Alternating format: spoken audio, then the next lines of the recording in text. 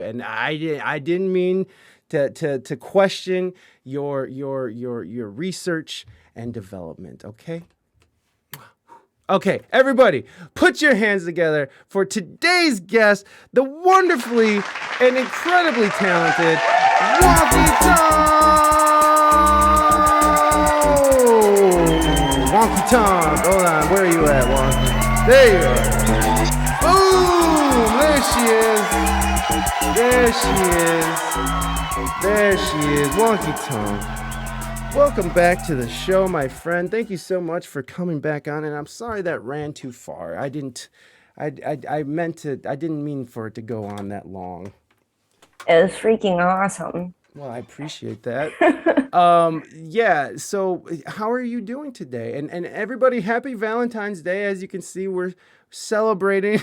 I have banners and stuff. So, happy Valentine's Day. How's your Valentine's Day going, Wonky Tonk? It is the best Valentine's Day ever. Wonderful. 49 minutes till Valentine's Day is over. Oh, Wild but Sober. Yeah, you're over there. I see. We feeling the lurve. Yes, thank you. Thank you, Cathosaurus. I am feeling the lurve today. Hold on. Let me read what Donald Trump just DM'd me on Twitter and said Shaq needs me to make pizzas for Joe Rogan's podcast covering on a comedy show Byron's Throwing featuring. Okay, pizza, you're just out there. You're spreading misinformation too. I'm done with this misinformation. All of you are misinforming me. Anyways, I love that you were just like, yes, I'm in a city of mourning right now, and I'm just like, what does that mean? What happened? I thought like the first thing that came to my mind was like, oh my God, a mass shooting happened or some horrible thing happened. You're like, oh no, the Bengals lost. And I was like, oh yes, that's right, the Bengals lost. Did you watch the game at all? I totally watched the game. We had an altar to Joe, and we had our Tibetan bowls and shamanic drums and sage out. It was amazing. Oh my God. Morby, welcome. I love that. That makes me want to drop some sage in the chat here. Do I have sage? Where's my sage at? I have sage. My wife's channel has sage and crystals and Palo Santo as Amazing. emotes. So I'm gonna drop that. So boom. Yeah. Thank you guys for saging out everything. We're gonna sage. We're gonna purify. Amber, thank you for dropping your sage. I appreciate that. We're purifying the room and purifying the loss that happened last night. How did you guys take it? How was the collective in your space? How did you guys take the loss? Oh gosh, I could talk forever about this, but because I'm such an energy person, right? And Yeah. for Cincinnati, I mean, I don't like it here. Oh. That's why I travel all the time.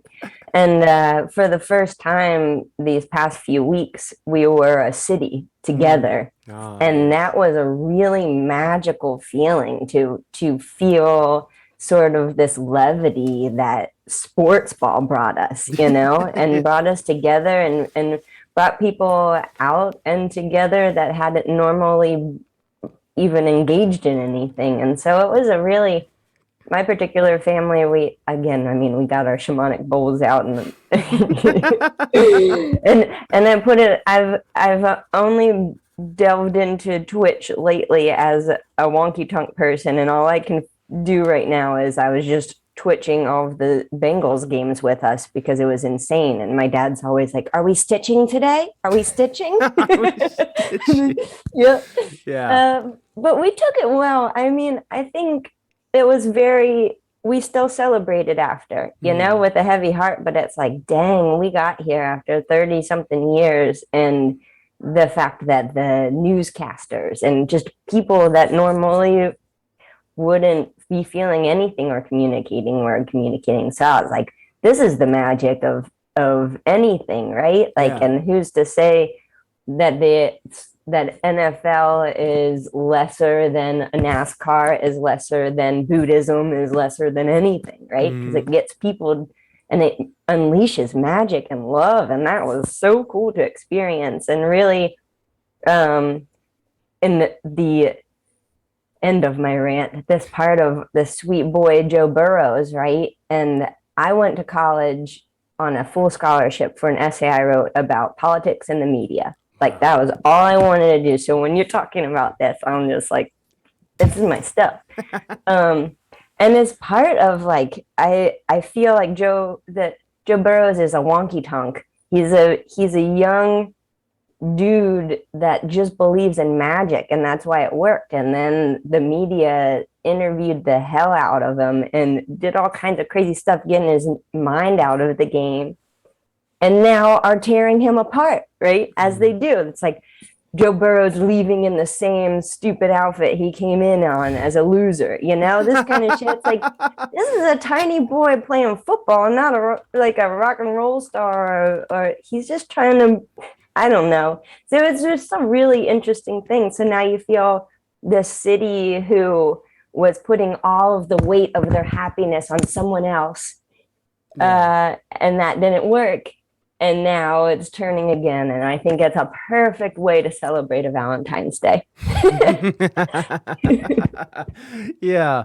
No, yeah, no, the whole thing that it's wild.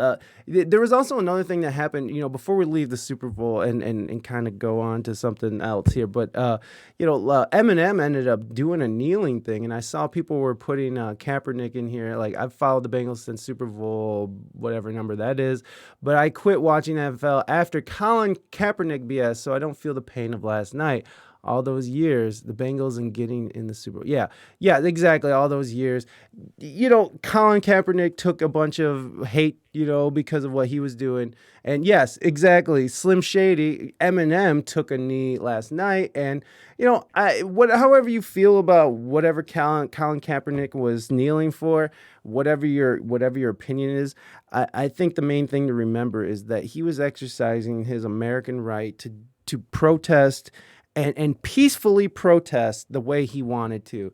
And so, like, I remember when that first all started coming out, however people felt about it, I was like, I don't care. Like, he's protesting peacefully in the way that that's the American way. So, however I feel about the American flag or however I feel about anything else, I respect and I honor that he was doing his goddamn American right, and that's what I love about it. And you know what? And you got to give it up for Slim Shady for showing love for that. I don't know how does that sit on your ears?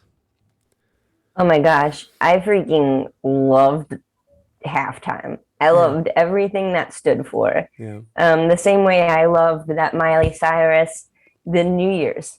Yeah. I think this really cool.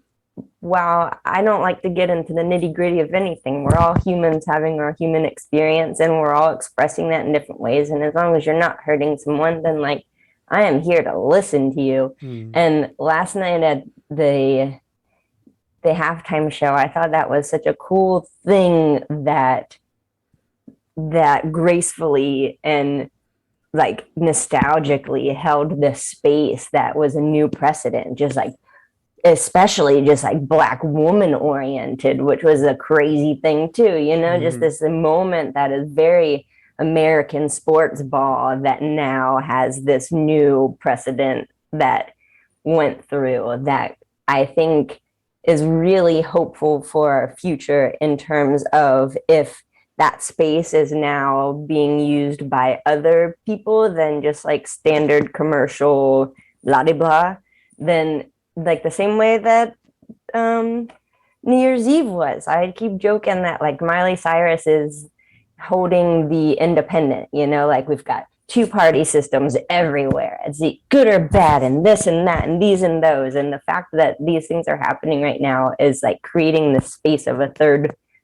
realm for all of us weirdos. And whether I agree with it or not, I'm really excited that it's happening, because it means that society is changing enough to have that space held, no matter if people are agreeing or not. So I think it was really cool. And I mean, it was all old school music. I think it was fun that I think we're getting to this age where they're doing all these remakes, Bel Air and all these things that were near and dear to, or just like as we grew up, part of our world. And now they're marketing it back to us as grown-ups. And it's weird to be this age and watch that happen and have a new perspective. So I thought it was beautiful. And Eminem, heck yeah, I was excited that they all showed up because they put themselves on that platform. And when you do that, there's nothing left sacred in your life. So like they sacrifice themselves for whatever they need to say and do. And I thought that was very respectful. And it was really graceful. It was so cool. Yeah. No, and chat is going wild now. Yeah, I definitely thought it was awesome. I loved the fact that there was just it was just like being in high school or middle school all over again, just jamming, and Mary J was up there. It was beautiful, and to see that. I don't know, because Dre sort of I felt like it was almost an homage to Dre too, because Dre set in motion all these artists, even if M found, discovered 50 Cent, like Dre still brought up Eminem, and Dre still like reinvigorated Mary J. Blige's career, and he's had all these connections, all these things. And say whatever you want about the man himself, it was still like a great homage to him. And I I saw. Hold on. I just wanted to say that, and I really liked what they did, even if Fitty did look uncomfortable, packed into his own skin, hanging upside down. I still loved it. I'm white as fuck, and I hate white people. No homo. Okay, pizza the fuck. What the fuck?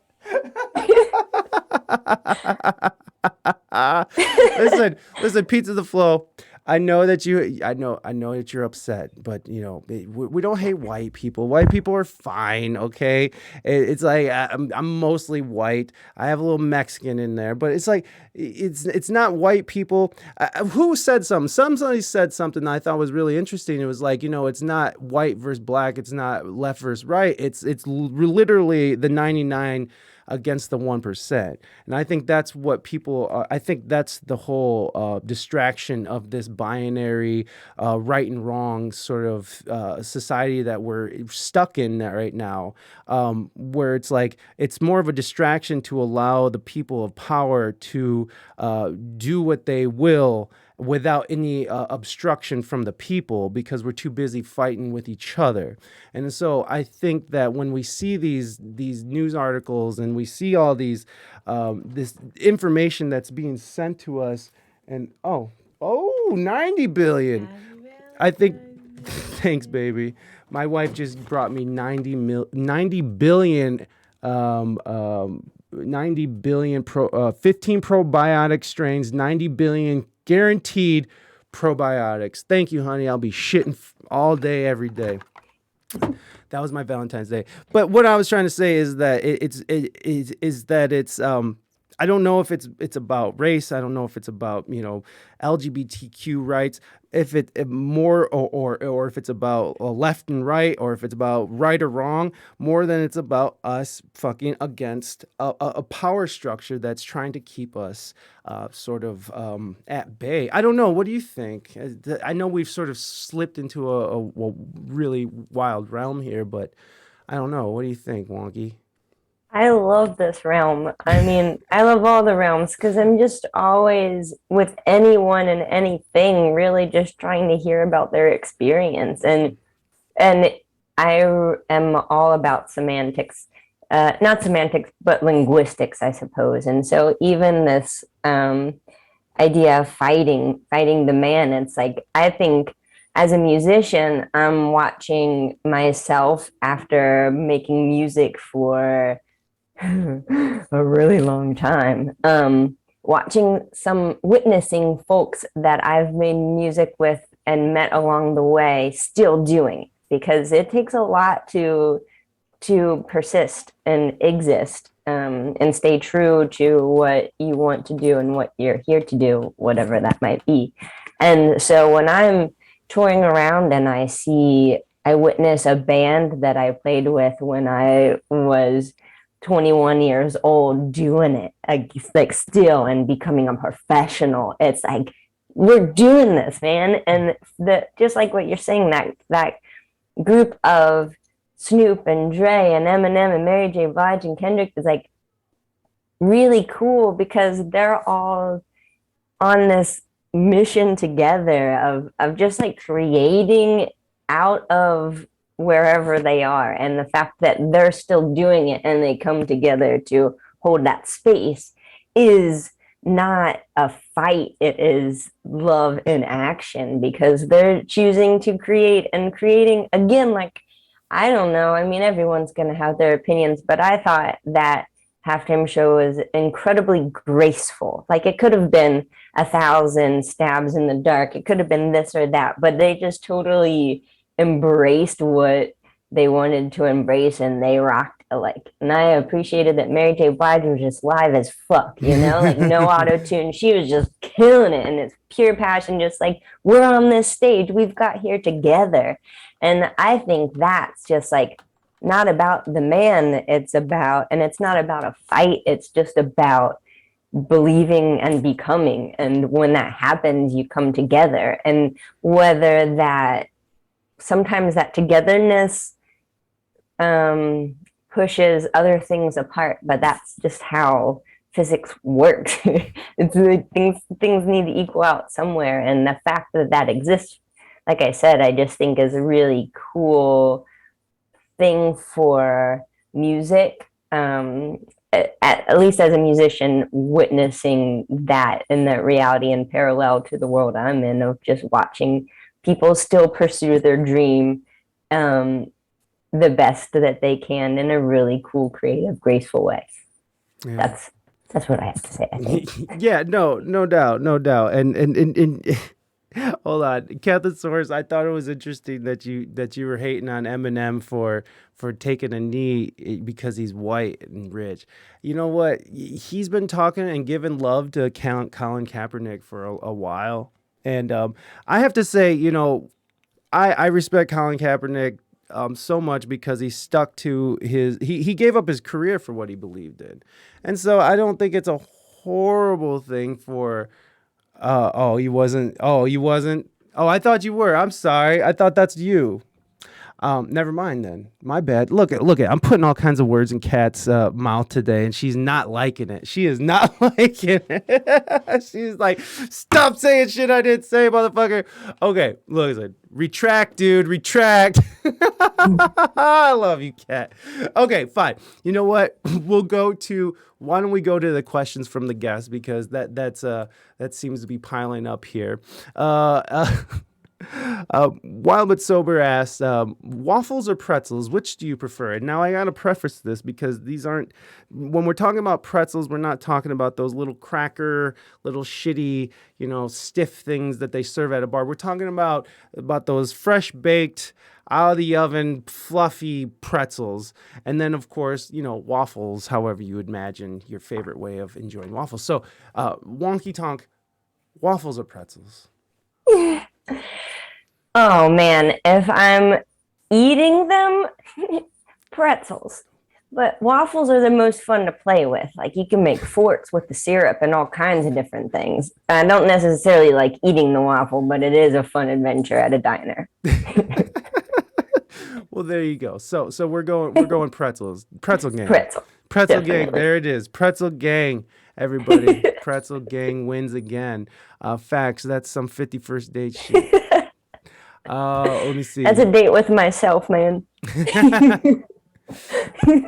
And then Kat wants to know, banned from stream. Now I want waffles. Kentucky bourbon or single malt Scotch whiskey? Oh Lord. I mean, I'm a bourbon girl all the way. My dad has the old Kentucky bourbon bar, and it's just what it is. However, we don't really make that distinction once you get there, as all the whiskeys are here, right? Bourbon, Kentucky bourbon. Kentucky bourbon. There it is, everybody. Neat. Ooh, none of that other bullshit involved. Mm-mm. We just want straight up, baby.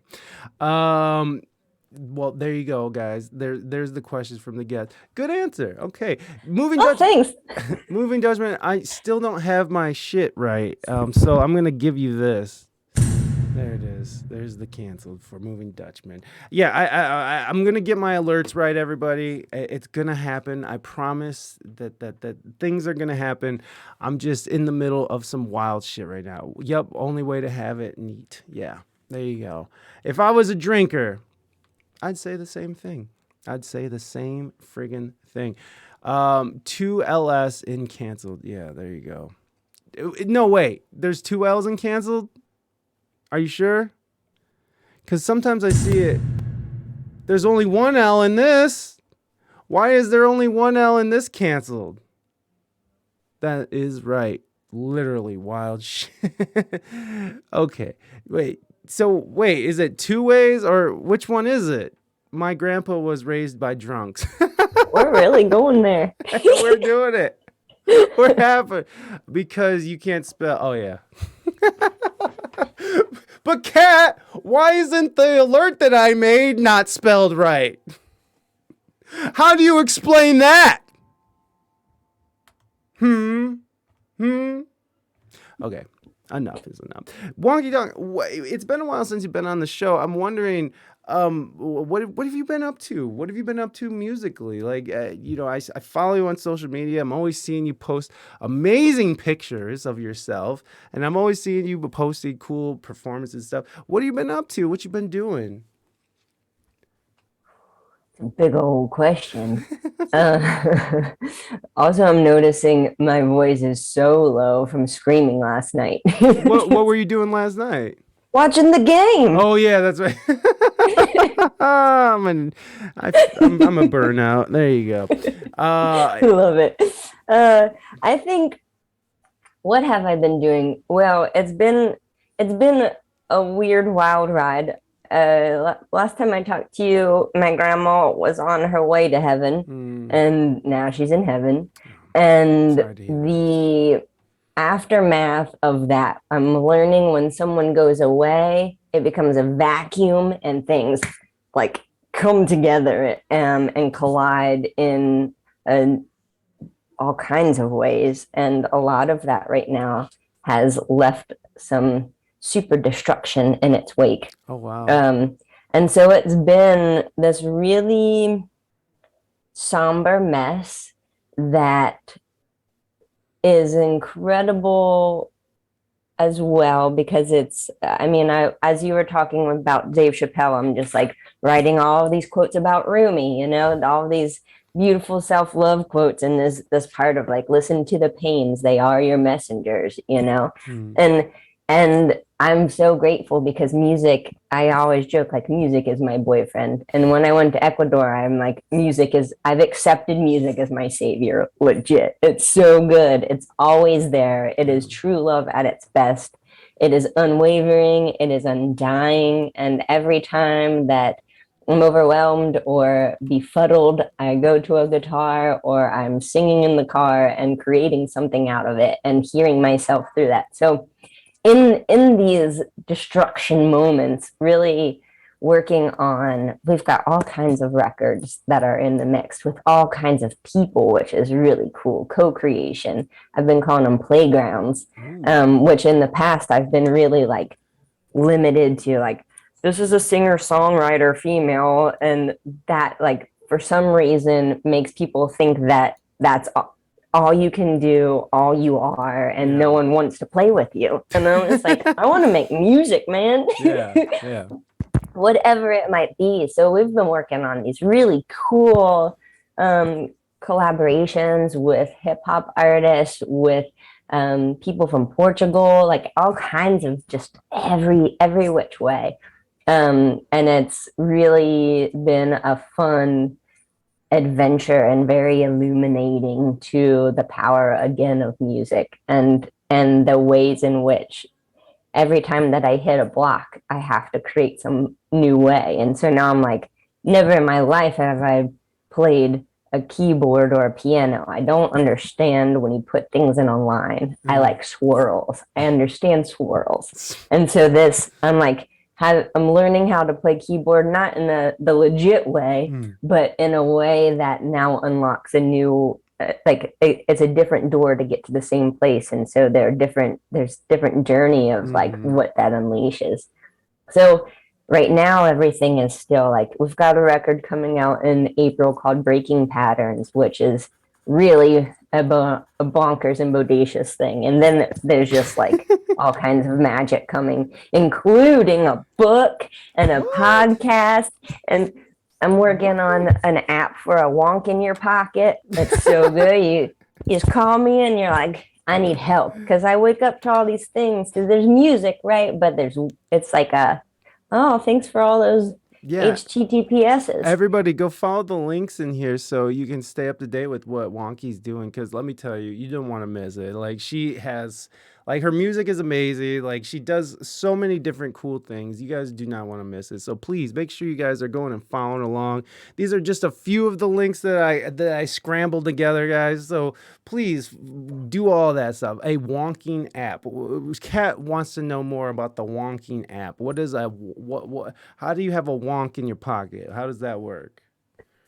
It's in its development, right? And a wonk in your pocket is music. Wonky Tonk, I call it. It's music, but it's a movement, and not like, look at this movement. It's Wonky Tonk. Music's always been like the way I hold space. Like I'll throw out all my vulnerabilities, and then people come to me afterwards going, hey, you threw that out there. Listen to this, Mm, and I'm there to open up that conversation. And because of that, when I go on tour now, it's just I have a family in every city, and it's like mm, true family that we watch each other grow and we communicate things. And every morning and every night, I'm getting messages, and usually people will phrase it like, hey, I'm in need of your wonk wisdom.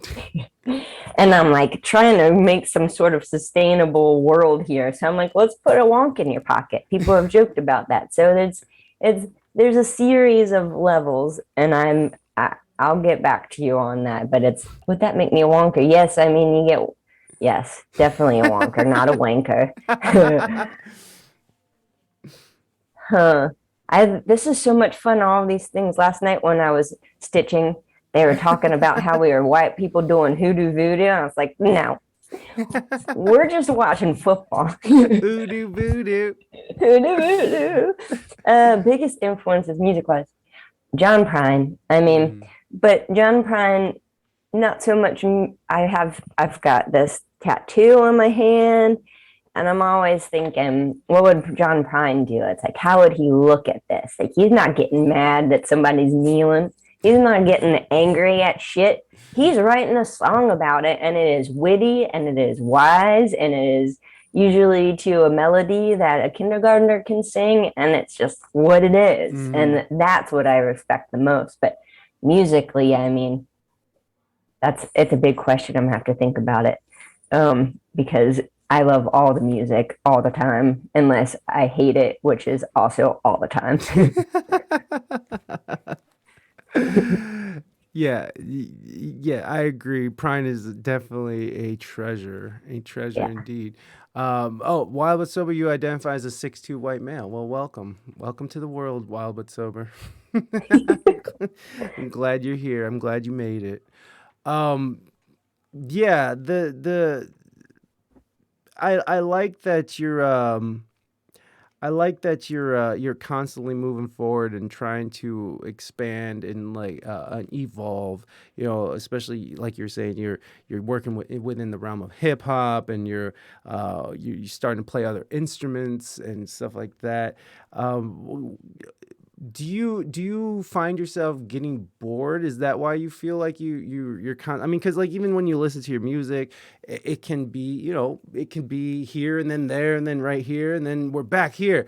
Do you feel like you get bored easily with music, or do you feel like, I mean, in life in general, is that why you feel like you got to constantly be evolving, or is this just how you naturally, I don't know. Is this a natural thing, or is this something that you're sort of taking on because you're sort of getting bored of what you've been doing?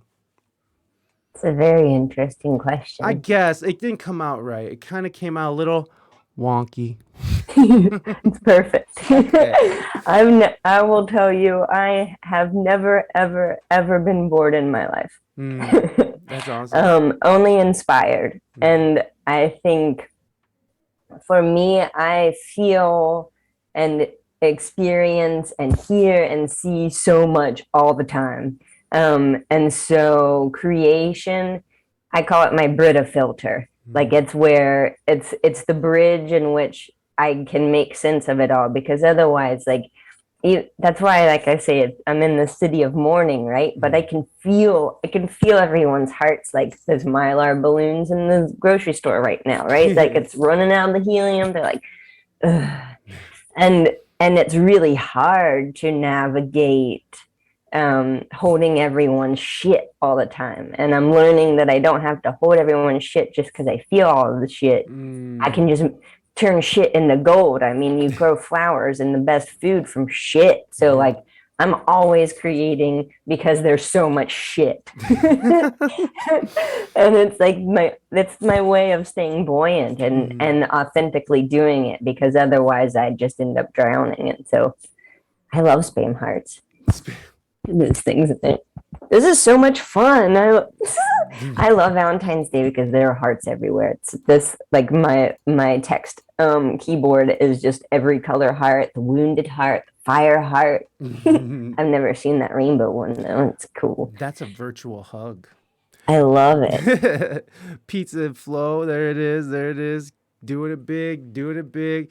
Fuck V-Day. Okay. Thanks, Wild But Sober. There always has to be one curmudgeon in the That's okay. I mean, it's a stupid day. It is. But it's incredible that there are hearts everywhere. Yeah, exactly. I mean, as much as that was invented by, the big chain stores to sell more crap, it's not a bad thing to sit and appreciate love, on the same token, as much as we're being sold little candies and little cards and flowers and chocolate covered strawberries. It's not a bad thing to stop and reflect on and appreciate the ones you love. So, I mean, if all else, if through all the bullshit, all the corporate bullshit, we can just come to one conclusion, that it's okay to appreciate love and the ones that we love. So why not? Let's spread it. I hope everyone's enjoying their VD. Yes, I am. My VD is inflamed today. So. Ooh. Anyways, yeah. So what don't you like about Cincy? You said you didn't like Cincinnati. I actually like Cincinnati a lot, but I've never lived there, so. It isn't necessarily Cincinnati entirely, but I think like one of the things about Cincinnati that's interesting is that it's just a city. I mean, what's his nuts? Oh no, why can't I remember his name? I'll come back to it. I'll come back to that part. But he said, when the end of the world comes, I want to be in Cincinnati because everything gets there last. and they feel very much like that is, like the train station. These days you can come by train to Cincinnati, but you cannot depart by train from Cincinnati. Or we have a series of subway tunnels that we built before Chicago became Chicago and had a subway. And we're in the river culture, gonna be amazing. Then they're like, oh, fuck, we've built all of these subway tunnels and they're too small to put a subway train in. Oh, fuck, damn, we messed that up. Right? It's just a lot of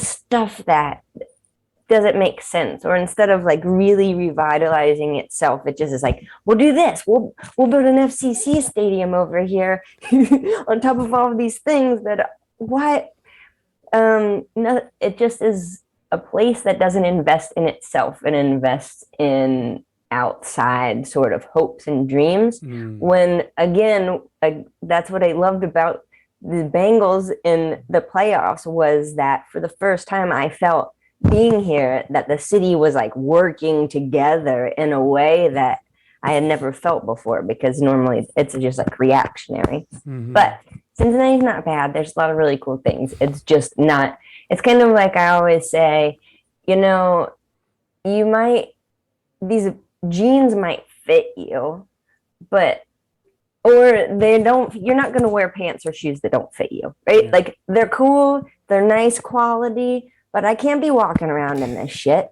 These aren't my shoes.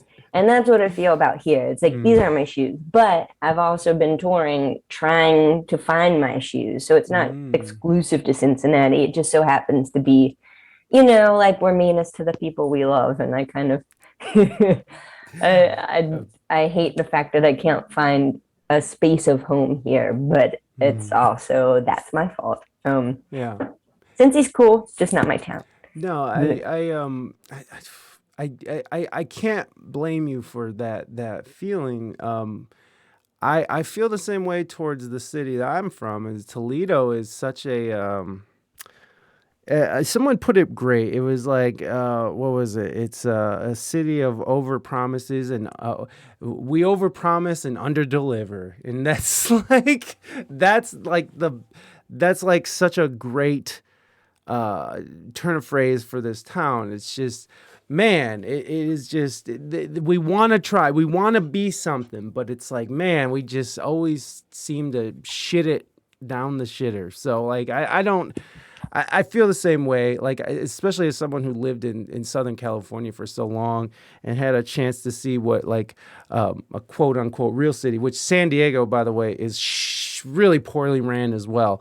It seems to be a trend these days that these cities in America are being poorly ran, where corruption and money are sort of just the way of the world, and people's well-being has gone in and down the shitter. I now live in Washington. Ugh.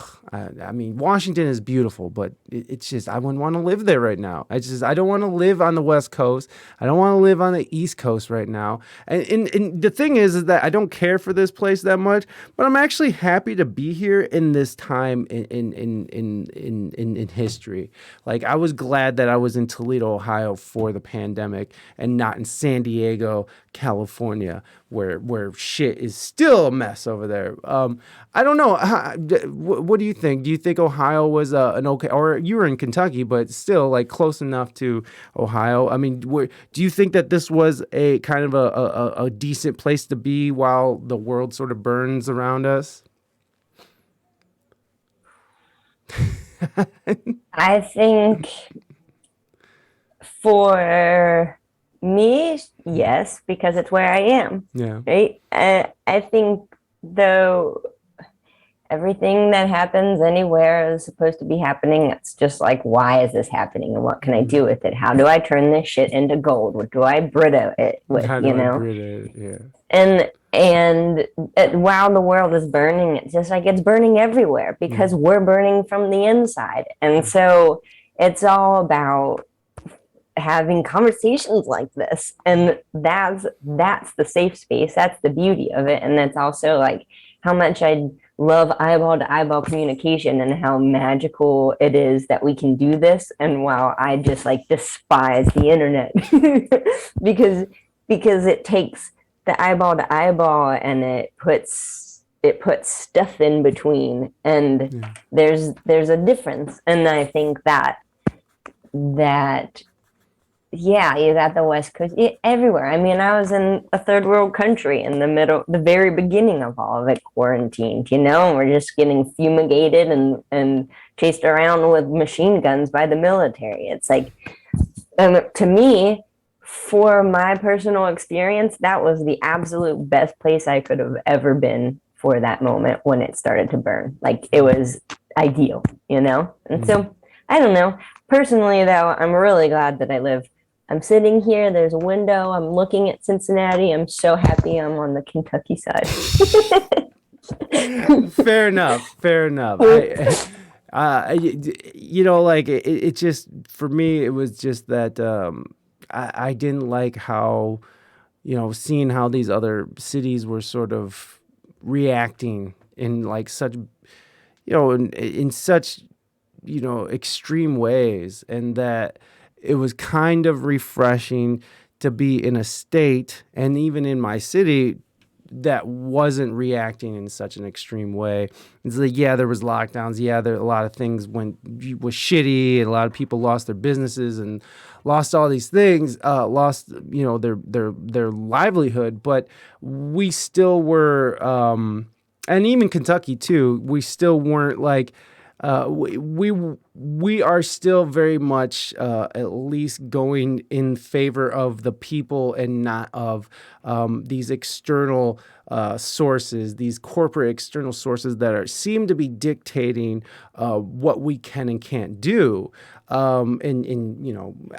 don't have to go down that road, but I'm just it does seem very obvious that we are still very much dictated by a more of a corporate sense than we are of the science sense, considering a lot of what's going on now. But in any case, I felt like personally that Ohio wasn't reacting so crazy in that sense, and so I can appreciate that. But yeah, I wonder how many times we forgive someone just because we don't want to lose them. That's a good question, Danger. Welcome in. And hi, Tiny Corn Dog. Happy Valentine's Day. That's a good question and a great transition. I wonder how many times we can forgive someone because we don't want to lose them. I don't know. How many times can we, Wonky Tonk? I'm just pulling this up here because I just read that grace comes to forgive and then to forgive again, and then to forgive again, and then to forgive again. And that's the Rumi thing when you were talking. It's like that one I thought was really beautiful. But I mean, I think it's about figuring out why you don't want to lose them, because that's probably your whole issue. Yeah. And it's like forgiveness is for yourself. So it's kind of like love is without expectation. So if someone's, there's a book called The Mastery of Love that I love. Graceless. I mean, I'm graceless too. And I love it. I'm full of grit. That's all I'm doing. And I think grit is, I don't know, maybe you're not gritty, but I think grit becomes grace if you allow it to. Again, shit turning into gold. They're both the same thing of the same thing, different voicings. Mm-hmm. But I think forgiveness is huge, but you're just doing it for yourself. I.e., after my grandma died, my mom lost her shit. Lost it. Wow. Lost it. Had a bunch of heart attacks, and then just like straight up send us death threats and weird things to my sisters and my brother and my uncle, and just like lost it. And there's this point, which it's been a tumultuous, beautiful ride growing up with everyone, but that was this moment again. I had to take myself back and just realize that this is what grief is doing. This has nothing to do with me. It's not even about forgiving her for her. It's just about like, how do I want to live my life? Because if I live my life holding on to this, like, how dare she do this and I'll never talk to her again, that's in me. That's not doing anything for her. Mm-hmm. And so I have to forgive if I don't want to have my own heart attack. And I don't give a fuck about the person. And it's like learning to realize that you can lose anyone in any moment. And that's what life is. And if you're forgiving with the condition that you want to keep someone around, that's like, why are they fucking up? Or are you just like expecting them to be something they're not? Because mom's never going to be like a mom. She's just going to be a little bonkers, and always a lesson for me. So I'm like, I'll take it, Yeah. but I have to reframe what love is and who she is to me, rather than like, she'll never be my mom. And that was the greatest expectation that I got off of my plate in order to forgive her for myself. And Rand. Wow, no, that's huge. I mean, the realization that your mom is a human being, right? Is not this superhero that you want him to be, this like super sometimes, and even if your mom was like a super supportive human like person that was always there and was a superhuman, you still have to understand that they're just a human being, and they're gonna have their faults and their flaws and stuff. Wow, no, that's one thing that my wife, with her mom has made some questionable decisions over her time, and she's sort of done that same thing where it's just like, well, I just have to sort of adjust my expectations from this person so I can continue to have a relationship because I want to still keep them in my life, but I realize that I have to sort of, keep sort of a not a disconnect. I don't want to say a disconnect, but like you got to keep some sort of a barrier, a wall up to protect yourself because you know that they're just a human being and they're living this life just like us, making mistakes and making decisions that aren't always the best, and they're flawed, and so accepting people on any level, however it can protect yourself but also keep them in your life. Yeah, I mean that's beautiful. I think that's great, and it's interesting that like you is this realization something that's happened in the last year since your passing of your grandma? Is that something that you've come to recently, or is this something that you've always been struggling with, the relationship with your mom? Hmm. It's interesting. Always, always, Oh, always. okay. It's always been a realm, but this time, kind of the whole reason I went to Ecuador was to, like, I am a love fiend. I love love. I love hearts. I love glitter. I love love. um, and in the past, I really thought love was like this all-encompassing cloud that holds you and supports you and encourages you. And I did that for a lot of people, including myself. And it people still struggle and people still hurt and people still were mean. And I took that as my love wasn't enough. And musically, that wasn't enough. And so I had to figure out, like, I think I'm using it wrong. I've been using the term user error. When things aren't working, I have to be like, what's my problem? How am I using this and how can I use it differently? And and love, especially with my mom and just my family and the people in my life and with myself and with music, very much just like a tumultuous, glorious relationship of a lot of letdowns and then recognizing love is harsh. Love is a mean bitch and she's beautiful, but Mm, she is just like raw as fuck, which is yeah. why I think grace comes from the grit. Like you cannot know grace and you cannot know love without being just like gritty and a mess because you're crawling out of that shit left and right. And it's you think about all the things that happen up until the point of you recognizing that you're existing in your life and you're like, I gotta like I'm working on moving to Texas and people are all like, when you coming? And I was like, the timing of it is people say you need to tie up the loose ends, but what I'm doing is untying all the knots that life has done so I can go as myself and start again. But I Mm, have to untie that shit because mm, sometimes you don't really even know that there are knots there. And you're like, oh, oh. And that part with my mom, like when I was a kid, I knew I never wanted to be her. mm, And that's been not a bad thing. It's been a very guiding light. And I question if it would be different if she was like the most ideal mom that, like, if that were the case, I feel like I would never think I could be good enough or step into her shoes. And in this way, she showed me the exact way never to go. And mm, so it gives me this caliber. And but beyond that, just like wanting to love and just have the love of my mom and things to be happy and great, but like it's not.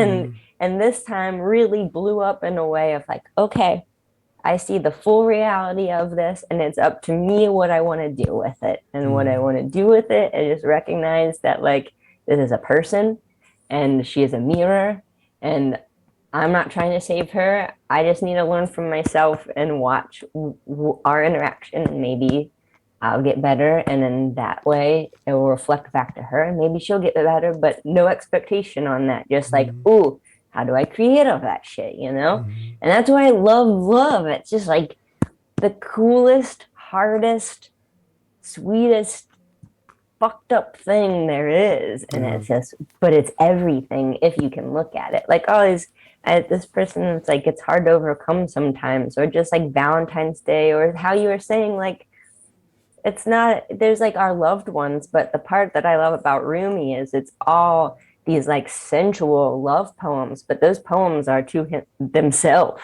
right? Like this is self-love. Like how do you love yourself? Because generally we don't like ourselves at all. Yeah. And we're learning to love ourselves, and that's what I love Valentine's Day, because I'm always my favorite Valentine, you know? It's just Oh. like, what else can I do to learn about this? And I don't know. So I think it, but the relationship really did. I also feel like, I mean, grandma's sister died a week after from COVID from a nurse that brought it in. It's like there's a series of a lot of things. So a lot of all of the females, grandma left and Donna left, and like our female DNA just went haywire. Whoa. Every girl is just like losing it, man. Wow. And I'm I'm interested to see how that grows, but it is, to answer your question, it's always been there, but this has really brought everything to the surface. I call it like the bile stage of a hangover, you know, Yeah. like you're gonna feel so much better if you can get that little goop of out, and that's like the hardest one, and most of the time you can't make yourself, you have to sit there and just wait for it to come up, and it's like the sitting and waiting for the bile to come up, the last part of the purge, is the hardest, grossest part. And I think that's where we are as a society too, and that's Yeah. why I'm just like also excited about the flowers that come, because life keeps on going and it's not going to get stuck in the bile. It just are, we can get stuck in the bile if we Mhm. choose to, but we can just like keep evolving with it and transmute that gross into the next, because we are that gross, but we are also awesome. I have a lot to say. I'm so excited that like it's Valentine's Day and here we are. I didn't realize that when we put it on the calendar. Yeah, me neither. Me neither. It's awesome. Yeah, right? No, it's perfect. It's perfect. Yeah, wow. Yeah, that it's pretty powerful. That idea of we are the goop, but we are also the light. We are both of those things at once, and it's like how do you get past the goop, especially as a society? Like, but I suppose you personally, how are you getting past that goop? Do you think that you're just waiting it out and trying to see if it works itself out, or is it something where you are active about it? Do you take action on these things? Oh, the goop and I dance every breath I take. the the daily dance with the goop. Yeah, for real. Yeah. The sludge. I think that's I think the every day I'm listening to myself, and I'm listening to everyone else and observing, just like, where are we coming from? We being you and I, we being me. And the goop that always exists, like these days I'll hear it and I'll say out loud, like, oh, I hear you. Hmm. I hear you. And I think one of the biggest thing is like, I know there are different phrases right now. I'm just calling it like an inner child. When I Hmm. look at humans, I see children and I see them as their child self. And I see something like my body as also a child. And the inner child and our bodies are a part of our lives always, but they don't have the language that we've acquired as humans, right? Like, so kids can only have temper tantrums or scream or run around, like physically all of these actions that if they had the words for it, they would be speaking maybe alongside of those actions, but they'd be speaking the same way with our bodies. Like, oh, I'm loving your lovingness because love is awesome. uh, um, but then also, like with my body, I have a lot of issues that are going on, and I'm having to change it into like, ah, oh, my stupid body's not working. This isn't working. These go to the doctor, and they're trying to tell me what's wrong with this thing that only I can feel. Um, and now I pretend it's a toddler with no words. And when it hurts somewhere, I have to get to a point of listening, just like, what's wrong here? You Mm. know? And the more I can listen, the more I can help the doctors help me because they're stabbing in the dark. Like, that's a Yeah. big question. It's an ecosystem. And so the goop is just like, now that I've separated, I can feel where I am and I can feel where the negative voices come in and I can feel that they're mine and Mm. I wonder where they come from. And so I'm just like, what is this? Even earlier in this conversation, someone it's that it's hard to overcome and it's also hard to admit your part in all of your things. And Mm. that's been my best part as part of Wonky Tonk is like, here's my vulnerability, you know? It's just like, look at this process. This is I'm not hiding anything. I'm trying to figure it out all the time. And Mm. I'm gonna fuck up because that's what we do. On the internet, we're like putting things out there. In real life, we're putting things out there. Best foot forward. But like the only way you get to grace is to be gritty. And the both like it's both. And so that goop is just like hyper communication with the people around, just being like, I'm in a shitty mood. I'm failing at everything. I can't figure it out. That's where I am today. And I hope to see you tomorrow, you know? Or I'm feeling great about this now. And the beauty of all that is like the more I can bring it out, the more it blows away in the wind quicker instead of like Mm. pushing it, becomes dense and the Yeah. goop becomes some other goop and it Yeah. flows into, it's a lot harder to Yeah. distill. Yeah, the goop solidifies and becomes a permanent fixture within you. And then what? And And then then sickness, what's right? yes, it's sickness. It's cancer. It's fucking whether it's manifest into a real case of cancer or just a mental cancer. It's Yeah. like I think you're absolutely right about that, and I think a big problem with what we have going on in this world is that we're not taking a moment to step back and to ask ourselves where this is all coming from. Why am I feeling this way? What is happening here? It's all just us running with the momentum of our day, worried about what our boss said or worried about the argument we had with our wives or our partners and like the traffic sucked and the news is terrible and it's just like and now you're yelling at your kids for what? I don't know why. Like why am I screaming at this toddler or this child that accidentally spilled the juice? Like why are you really yelling at this poor baby when it's just because it's a baby? He's like the baby's gonna make mistakes, and yet all of this came pinpointed at this baby at this moment because of all this other stuff, and we never stop and be like, why am I yelling at the baby? Why am I yelling at a fucking baby who can't help what they're doing? Why? Exactly. If the world could just stop and collectively ask, why are we yelling at the baby? Why? I think you hit it on the head because if we don't sort of work it out, if we don't sort of air it out, if we don't look within ourselves and sort of pull it out and figure out what it is, it just stays there and it becomes a part of us and we become bitter and angry and sick and just it's no good for anyone. Gotta let it out. Gotta let it out. Exactly. Kat asks, do you ever feel angry though? And if you do, how do you respect the feeling without letting it rule your response? What a great question, Kat. Damn, I love being here. This is so I'm angry all the time. Yeah. um, and I think one of the things is emotion again is like I think about I had my first boyfriend in high school, Jude the dude.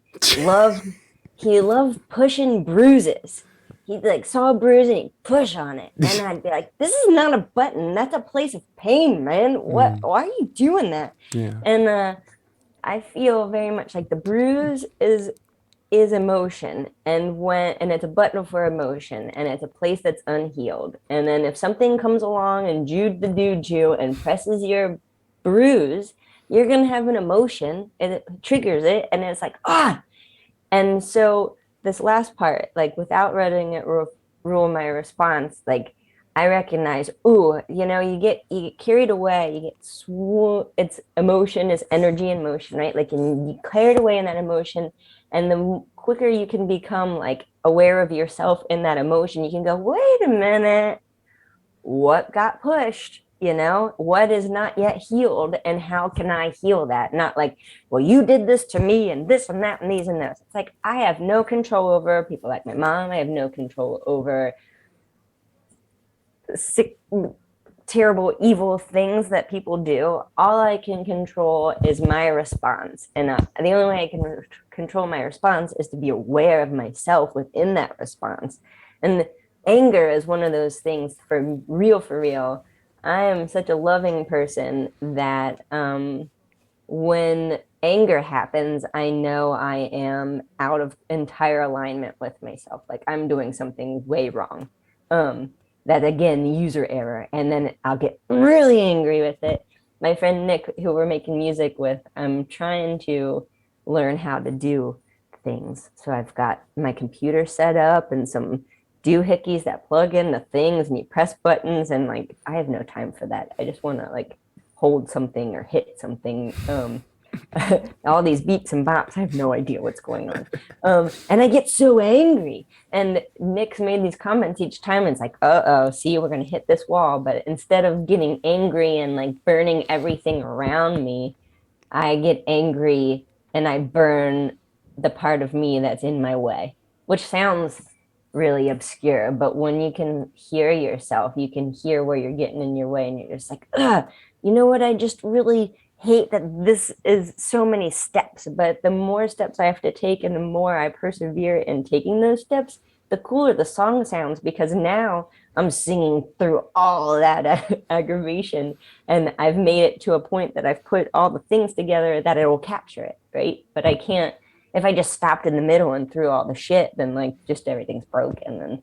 Then I have to clean it up and I'm angry about cleaning it up. And that goes on physical level, it goes on emotional level, on relationships, on anything. So I think anger especially, like I'm using life and tools in the wrong way all the time and I'm getting mighty pissed off all the time. And I'm getting quicker at going, oh, I don't like this feeling. And as soon as I feel I don't like this feeling, I go, oh, I can stop it. How do I change myself? Because then the shits around me is not going to change. So I get to create. And side note, I just want to throw this part in there is that like um I always joke about it, but like capitalism, money, we're stuck in a society in which we can't take a breath to look at ourselves because if we took a breath to look at ourselves, we wouldn't need all the shit they're selling us. and, and they're selling us everything, like all the solutions all the time. Like we understand your problem. It's like, no, you don't. And that part again, in terms of anger and getting lost in things, it's just like if you're finding yourself lost, you got to take a step back and get back to yourself because that's the only part that's lost. You've gotten further from yourself. And that's sometimes a very scary thing. But I'm like really excited to know myself because I feel like that's the whole purpose of why I'm here is just to learn like what this body is and what this mind is. And we're still in science and psychology and in life, that's all people are still studying. And we always have evolving ideas and discoveries. And so do it for yourself. That's love. I think that's the end of that rant. And rant now. Oh, yo, self-love is probably the key to a lot of this is because if you can't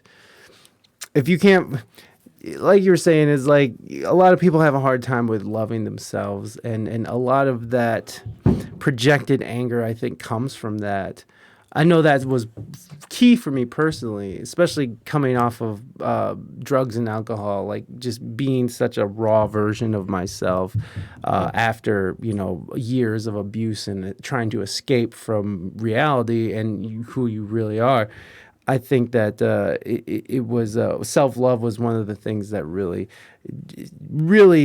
realizing that I needed to get there was one of the biggest things because all was left was this self hatred and anger and just being mad at the world and not knowing why, and then through these last 8 years of sobriety and meditating and therapy and medication and all this shit. I'm finally getting to that place where I can love myself and respect myself enough not to allow what other people say and do affect me in a way that makes me react in such a negative way, so it's like I respect and love myself enough to where I can read something on the internet, or I can receive a text from somebody that, and maybe it's not so polite, or if I can get an email from one of my listeners where people hate what I had to say and thought I was the worst person for saying it, I can objectively be like, oh, that, and not that I don't feel it. It's just that, like, oh, that sucks or whatever. That's fine. That sucks, that hurts, whatever it is. But it's like, I have enough self-respect and self-love where I can be like, well, this person is hurting, or this person, there's obviously something more to this, or what is the bigger picture here? Why is this person feeling like this? It's just looking further instead of sort of getting blocked off by your own confusion and own frustrations of knowing who yourself is. And I love that you said that, I'm excited to get back to I'm excited to find out who I am and what this body is doing. And I'm sort of in that period now where I'm getting to that point as well. And because it's just taken so long to love myself and to care about myself. And finally I'm getting to that place now where I'm not just this reactionary asshole who's just rampaging through the world, just tearing shit apart because I don't understand. I don't get it. Hulk smash. It's ridiculous. It's ridiculous. So I think that's beautiful. I think that's a beautiful place to be on a journey. And the fact that you're excited about it. I mean, I don't know how many people are actually excited to get back to, to get to know themselves, especially if they've drifted so far away to the point where they're just so emboldened in where they're at. It's scary for them. So it's huge. I always think it's huge and brave when people are taking that journey. I don't know. Yeah. What are you guys saying over here? Don't yell at my boy ever unless in danger. That's why I yell and no more Google Talk typos. Learning to get out of my own way. Yeah, that's huge. That's the hugest thing, is really learning how to get out of your own way and not let yourself get trapped in these trappings. Socks, how texts are misread. Right. Thanks. Sorry. Wrong place, wrong time. Anyways, yeah. Getting out of your own way. So is sort of moving to Texas part of that getting out of your own way thing? Yes. It's interesting. I mean, of course it is, but I've never phrased it in my mind like that. Oh It's yeah. more a it's more a it's a more. Uh, that was totally my grandma coming through. Oh. Um,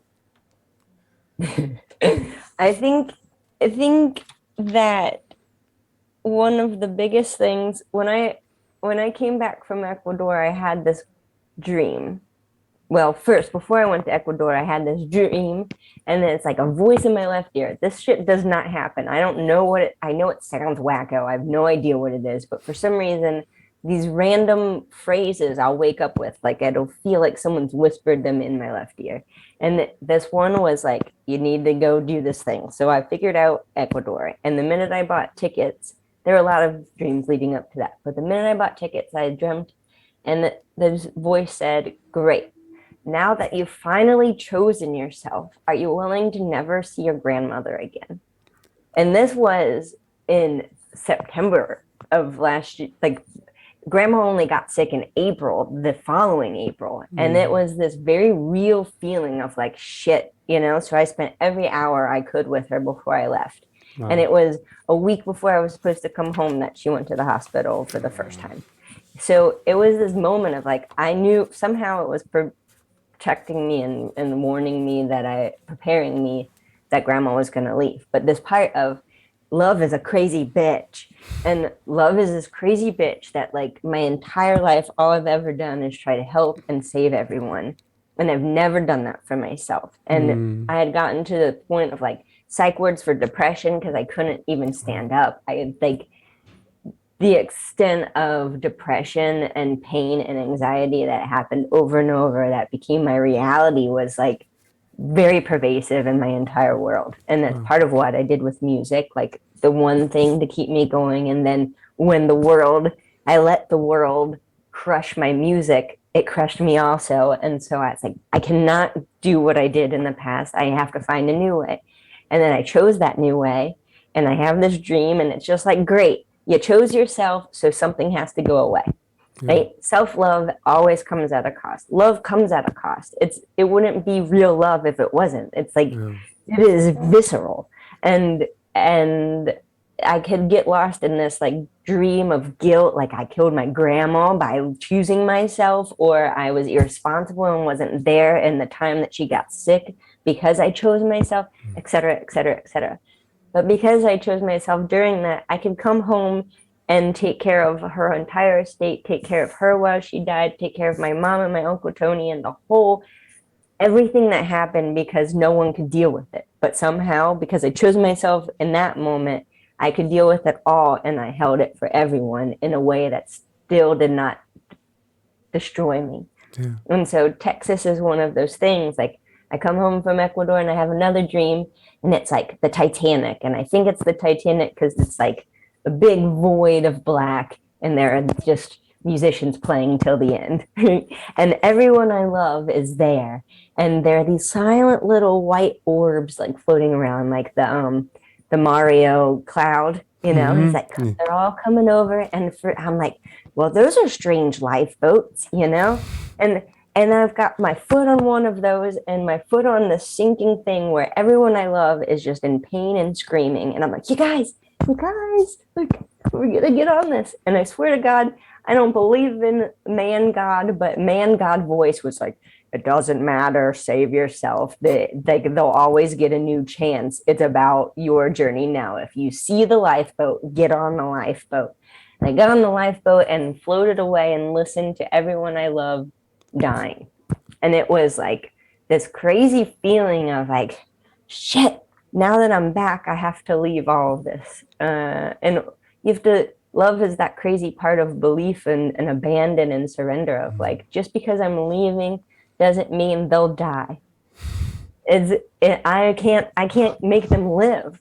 And I've spent my whole life trying to make them live. So Texas is this first time of just being like, I'm going to live on a commune in an RV I bought with 12 other artists, and we're playing music in the woods for the next year, and I don't know what's gonna happen. But mostly it just came down that that's an opportunity that was here, and that's like really taking that step of self-love. And for me, it's really hard. Like that sounds great, but what am I doing? I'm getting on that lifeboat and listening to everyone I love really struggling. But that's always what I'm doing, with the illusion that I'm like here helping. Yeah. But like I'm not doing shit, just telling them stuff they don't understand, Right. Yeah. No, yeah. Sometimes I think the best thing to do is just lead by example. As simple as that sounds, is like, I always say this, but like, I was 325 pounds in high school, and I lost a bunch of weight over the time, that I was in California, and all that stuff is documented online. So what I ended up seeing around me and personally and online is people saw me losing weight, and they took that journey on with themselves, because they're like, if that big fat asshole can do it, then I surely can. And it's true. You surely can. And even though I've gotten a little bit pudgier over a pandemic, I'm on my way back down. I'm working out and I'm doing better. So it's like, we have our moments, but we can all find our way back home. And I think when you lead that, when you put that forward, instead of sort of just telling everybody, this is how you should live your life, you should eat good and exercise, you should do that. Meanwhile, you're stuffing McDonald's in your face while watching The Biggest Loser on NBC or whatever, and fucking, gaining weight like fucking, like mileage. It's just fucking, you really do have to sort of put yourself out there, if you want, in some circumstances, if you really want to help people, sometimes it's the best thing to do is do it for yourself, and that inspires those around you to do better. And maybe that's what will happen. What part of Texas are you looking at in your commune van life you're about to live? It's an RV, man. It's a. I've always dreamt of a Wonkabago. It's not a Wonkabago, but I'm gonna call it that. Yes, you will. Yes, you It's will. so exciting. It's a place called Conroe. Hmm. It's like an hour north of Houston, Okay. which is really cool because it's also this. I can't remember the exact phrasing, but it's some sort of like music forward city in which the government gives all of the venues a certain stipend to pay artists, and they have to have a certain amount of music per week in order to have that stipend. It's like, let's do it, you know? Yeah. So good. Yeah, that's amazing. That's I amazing. know. So I is this know. like a thing that so is this something that you had to sign up for, or like did you get accepted to, like apply to? How did you get involved with this? I love this. I thank you for having me here. This is, I Thank you get for to coming talk back. I so much really fun. appreciate you. You're an awesome guest, so you're always welcome here. But Thank you. but I think I met some people that told me about this thing called Utopia Fest in Utopia, Texas. And I got invited, much to my surprise, because no music places really understand Wonky Tonk, because I'm like, it's weird music. I call it a slow burn, but eventually you get there or you don't. But it's not like off the bat, this would be great for a festival. yeah. uh, but so Utopia Festival invited me out, and I had a really hard decision. It was like grandma was on the last, she was at 60 pounds Oh, and wow. in a few months of not eating. And I got invited to do this, and it's just like, yeah. And I drove out to Texas and I played this thing, and they have this like, um, they call it Zen City, which is an after the festival every night, and you Mm-hmm. climb what I like to call a mountain, but it's a big old hill. You climb this hill to go to this all acoustic stage where you can just play music for the rest of your life. And that's what we did. And what was bonkers, it was just like very grandma oriented. There's a man that like his grandma just died, and so everyone was calling him grandma. Oh, And that's the one that reached out to me and was like, "Hey, we've got you belong at this place."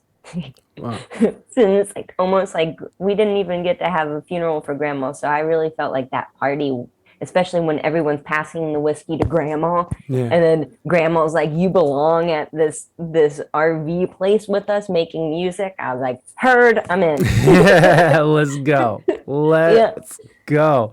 this stuff you can't like seek out, you know? It either No. finds you and you listen, or it finds you and you don't. And I'm listening. We'll see what happens. Who knows what will happen, but Utopia is an incredible place. Thank you for pulling that up. Oh yeah, I just I mean I'm always curious on what's going on out there. That's so cool. And so you're gonna so it is like an official commune, or like it's like no, you're just No, it's from what I can understand, it's like a man who owns some land that Gotcha. really loves music, and there's just like a community of a few people that are living. It's like a stage space in the middle, and everyone has an RV, and you pay electric. And he's just like, you just have to be good and play music. Like, please play music. And so I guess these people like all back each other up, and as a band, as musicians in any world. So it's not technically a commune, but I like to throw that in because it gives people something to hold on to, because they can immediately see that, but really it's a community, right? Right, right. Here's the link to Utopia Fest. I don't if you guys want to look into it more. And let me put some more links in for wonkies, because you guys need to get some more wonky in your life. Ecuador, did you come on the show before you were going to Ecuador last time? I I can't was remember. having a dream about that, and I think I had literally just flown back. Mm. Okay, yeah, because I remember us talking about it a little bit, but I couldn't remember. Were you were you out there doing ayahuasca? Yep. Okay, there it is. There it is.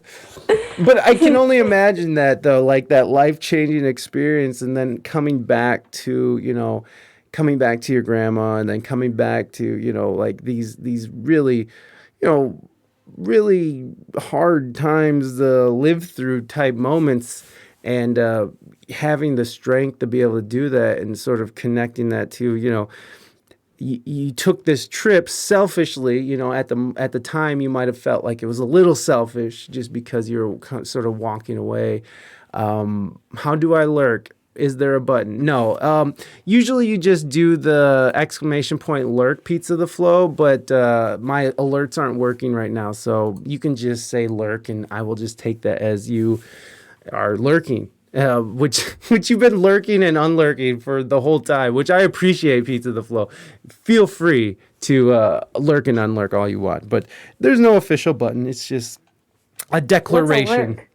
A lurk is like someone who's not active in chat, but who's listening. Okay. So okay. they're not talking anymore, but they are just hanging out, listening in the background. And so that's what Pizza the Flow has been attempting to do this entire time, but I don't think we've allowed them to do this. So I think we keep talking about things that pull them right back into the conversation. Close Twitch, yeah. Right. You just get at the self-love, baby. That's right. You love yourself. Treat yourself. Yeah, that's wild. So tell me about broken pattern or breaking patterns. Breaking patterns. I want to know more about this. Is this where you're going to be doing the hip hop and the piano playing and stuff? Oh, Creamy too. Welcome in. Thank you so much. And now we are officially 15% Mexican. Everyone, we have gone up. We have climbed the ranks of Mexican, and now we are at 15%. Welcome in. Creamy too. Happy to have you here. Happy to help you. Help. No, I want to me here. Oh, you're good. You don't have to do anything. Pizza the Flow. You can just sit there. There's no secrets. There's no buttons. There's nothing. If you need to lurk, go ahead, lurk. Do what you got to do. If you want to talk, go ahead and talk. Pizza the Flow. You're good to go. Whatever your decision is. Just ear holes. Yes. But anyways, yes, please. Breaking Patterns is coming out in April. And this is going to be another evolution of Wonky. So tell me more about it, please. Thanks for asking. Of course. Breaking Patterns, we started before I went to Ecuador. I have a friend named Nick, which we call Lampshade. We're lampshades. We were friends when we were in high school and made music, and we made a band called Business and Pleasure, but it's pleasure with a Z because it's hard to search pleasure. Business and Pleasure. It's like the whole internet, Right.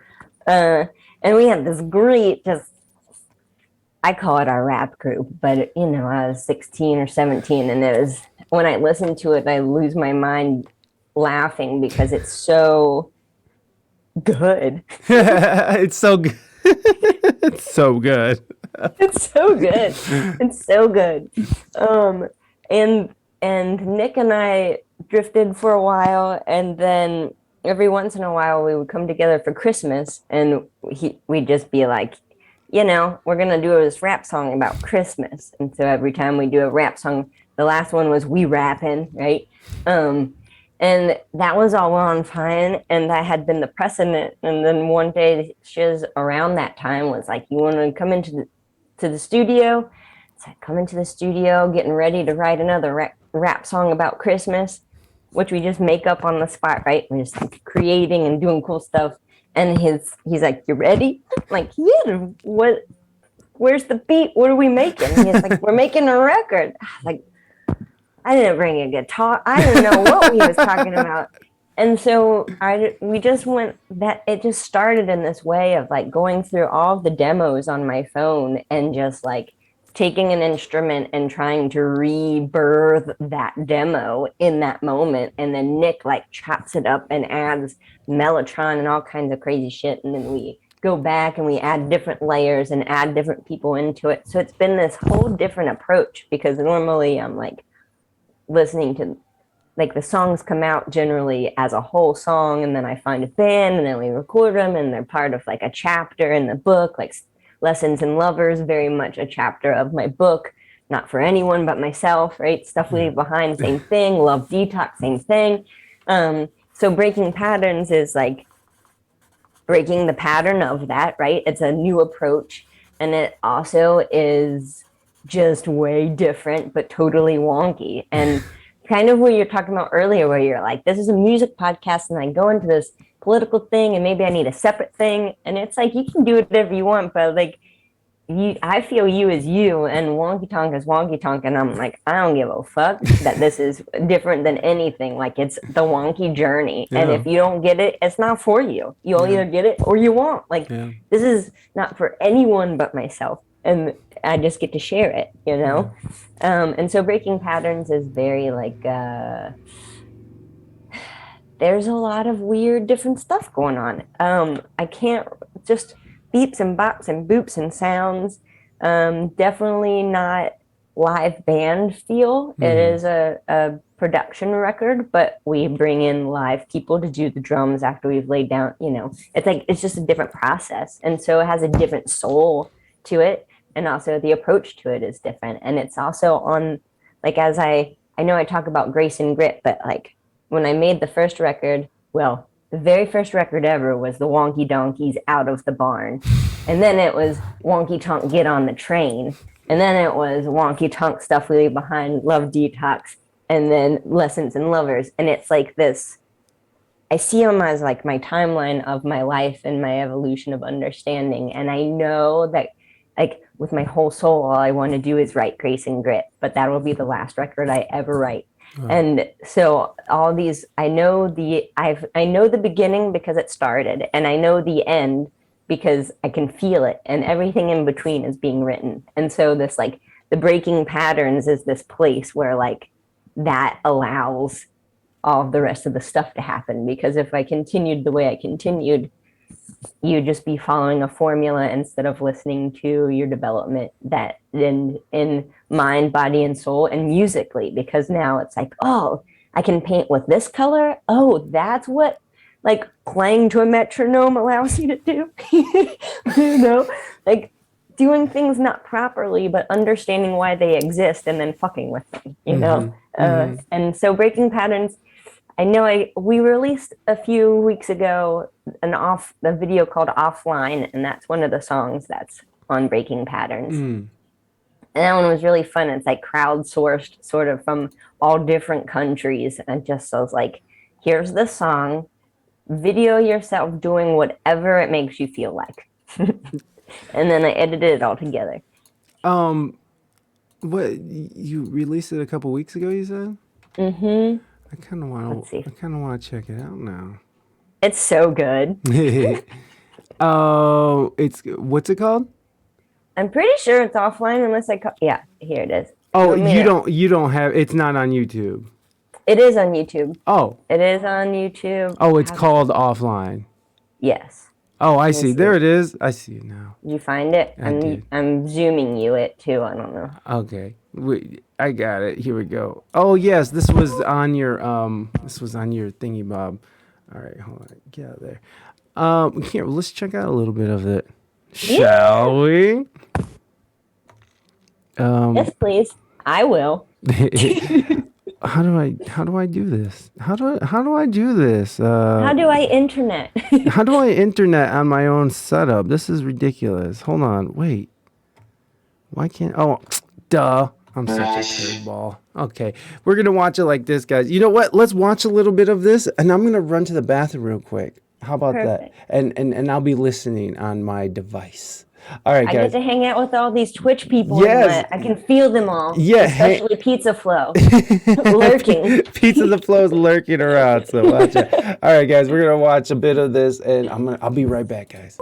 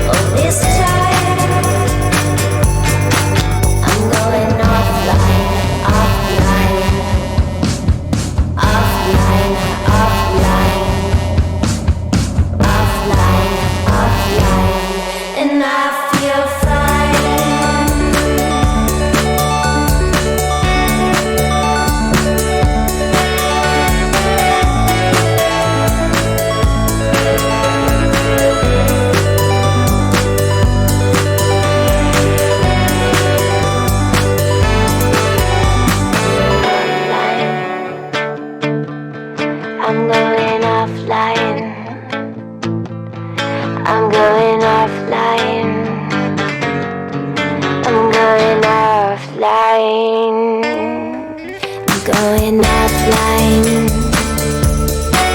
I'm going offline. I'm going offline. I'm going offline. I'm going offline. Offline. Offline. Offline.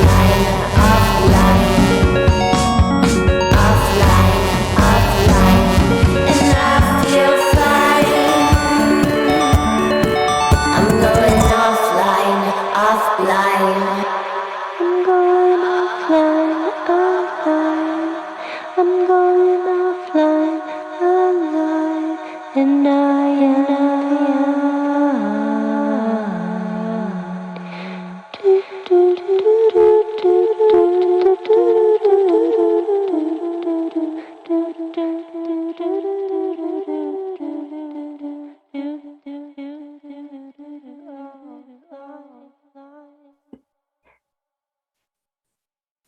The rest of it's just my grandma.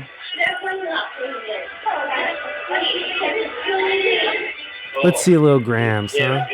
Aww.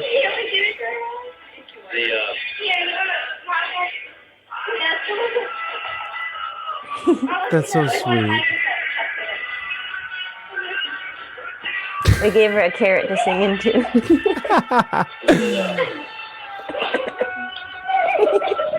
That is just so adorable. Thank you for watching it. No problem. It was wonderful. That was nice. That was very nice. I really dug that. When you're talking about offline, what are you referring to? If you don't mind filling us in a little bit on what you're referring to when you were putting this song together. I think it's so cool that this is the first time I get to talk about this song.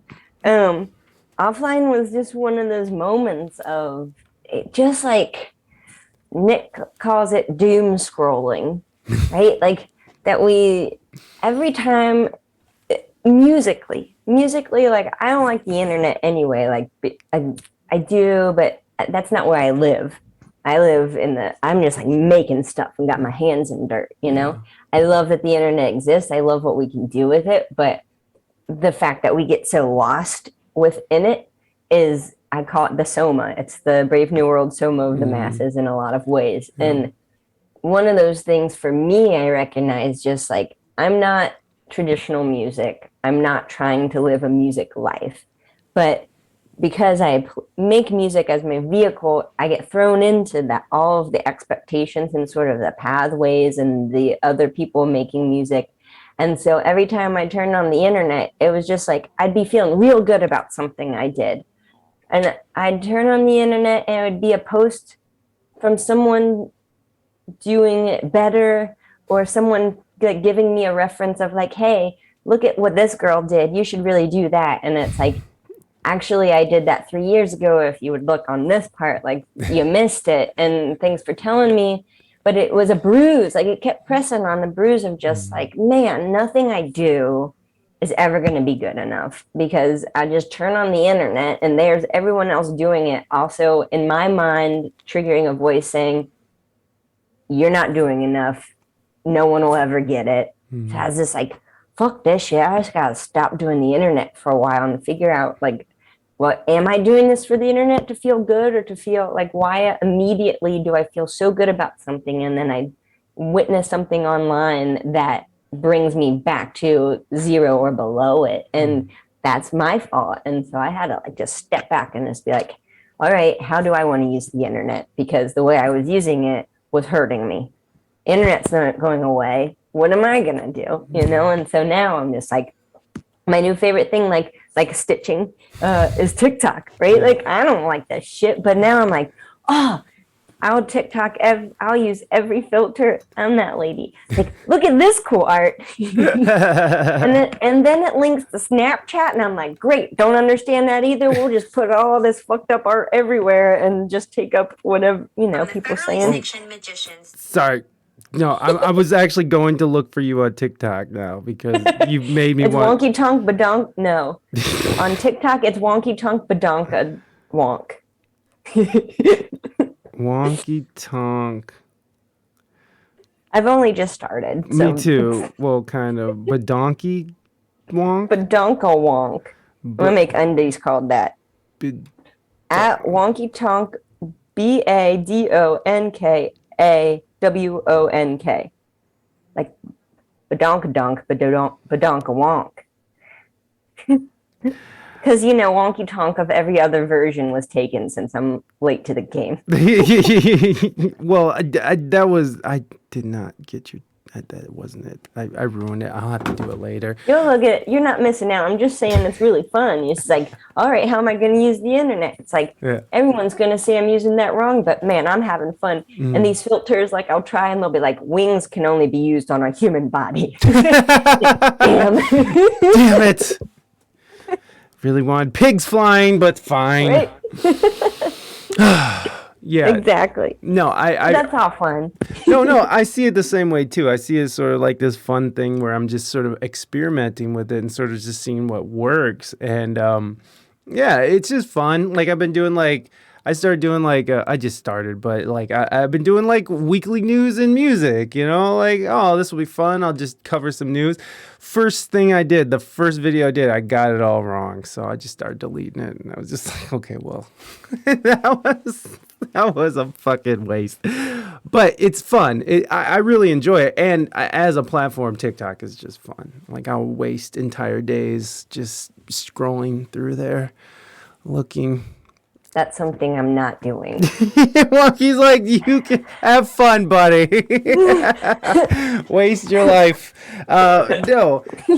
So this song was and it was inspired just by just taking a step back and being like, this is no, I can't live my life like this. I have to take a step back and take control of my life, my own real life, and not be constantly online and comparing myself or feeling less than because of something I see online. Yeah, TikTok is a black hole. Thank you, Morby. My TikTok is ridiculous.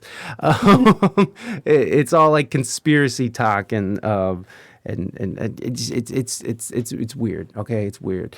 But yeah, I don't know. I think that's a good advice for anybody to take time off.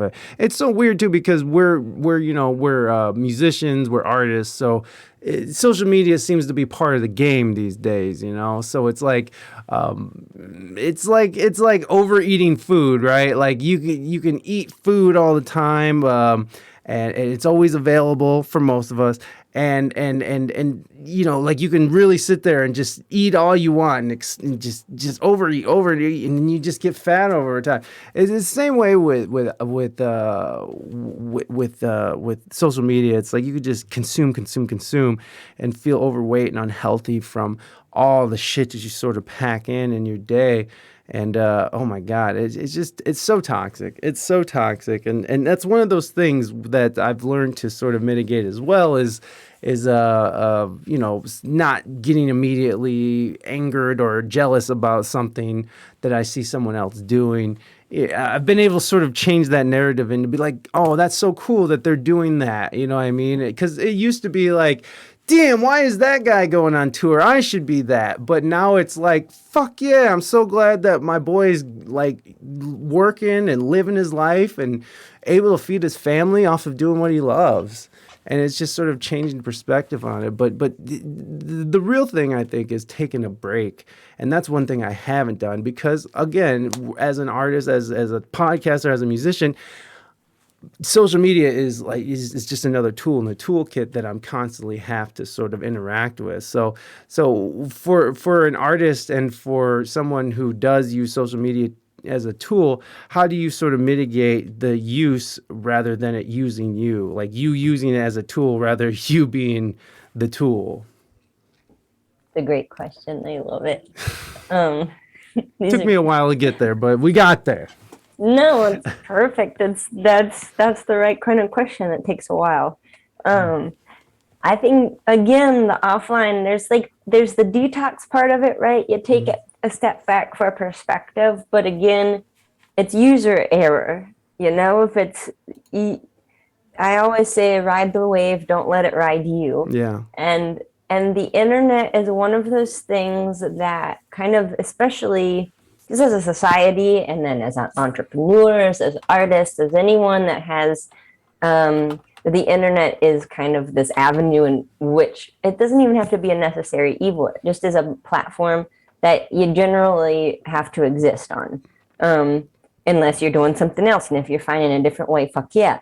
But within it, I think, I don't consume the internet at all. The same way that, like, throwing back to, I went to college on that essay about politics in the media and how it was a whole thing. We could talk about that some other day. It's a whole thing. But this idea that, I went to college and I have a degree in political science, and one of those things is like being an informed citizen, right? And how I stopped listening to the news altogether. And a lot of times I'm questioning, am I an informed citizen?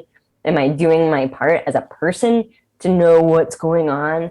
And I think maybe for me, being a traveling musician, my big thing is that I'm always hearing the news digested by the people hearing it. So I'm never newsless. And it'll often be, I'll be at 5 different cities hearing 5 different similar stories, and then it'll be 6 months later that I'll see a news something and I'll be like, that's what they were talking about, Yeah.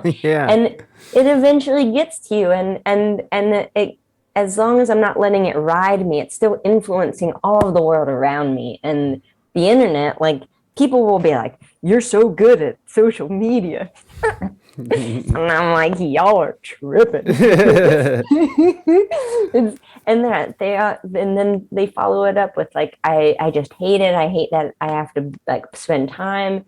And I think again, it's just the tool. Like, how do you do it for you? Like, how do you have fun? It's like, I know 100% I'm using TikTok wrong, but you know what I'm having? Fun. And if I can create an experiment, like, there are all these platforms in which you're supposed to use this way, but that's the norm, and art is experimenting with the norm to make it your own. And there's so many avenues in which you can create now. It's like, why not? You have to be like, I have to make my obligatory post to let people know I'm still here. This is my brand. It's like, or just be your brand always and create with all the different tools so it's not using you. Like, and that same part of just like consuming the stuff, recognizing that, like, I think as I consume the internet, I'm consuming a projection through a projection through a projection through a filter. And while that is most of life, always having a one-on-one conversation and recognizing just like limiting the projections limits the reaction. And so, and better enables us to just communicate. And to me, I use the internet to communicate. And when I realize that I'm not going to get what I need from people generally, I use the internet and all the tools to communicate with myself and with my day. And that's how I let it not use me. And it's like, I don't know if it's getting anywhere, and I don't care. It's more that it's just like taking up the space in the ether, and also giving me something cool to play with, and like finding what TikTok considers a human being to put wings on. That's how. Yeah. No. I mean, it makes sense. You just gotta have a perspective and know where it fits in your life. And that's it's a tough one still for me. It's still a tough one where like balancing that out, where it's like, this is a tool, but I'm also being used as a tool, or the waves riding me, or however you want to see it or say it. But it's definitely one of those things I'm still working on. One of the things I keep saying is like, turn off all notifications on all your apps. Unless it's an app that you absolutely need the notification, like if it's your text and whatever it is, But even my text messages, I turn off all the notifications. So every time I look at my phone, it's just my son. and this message saying that I have D&D on because I never have D&D off because fuck everybody. I need my peace. But yeah, that's made such a difference, at least on not being sucked back into it, because you'll see a notification. It's like, oh, it's in the flow, liked my picture and commented. What did they say? And then you're opening your phone and you're back in it, and then you're doom scrolling or whatever the situation calls for. So, yeah, and my phone in my. How to turn off notifications when I got you on the big screen. Bye, bro. Well, you can turn off the notification. I turned off the notification for Twitch too. I mean, it was sucking up my life too. Like Twitch, like any of these social medias, even if it is Twitch, Twitch is still, it will suck your life up. And I gotta have a little life. I ain't doing nothing but listening to y'all in my ear, my friend. Oh, I appreciate that, my friend. I appreciate it. I recently turned off my Twitch notification on my phone just a few days ago. Yo, I'm telling you, it's just the best thing to do if you don't want to be bothered.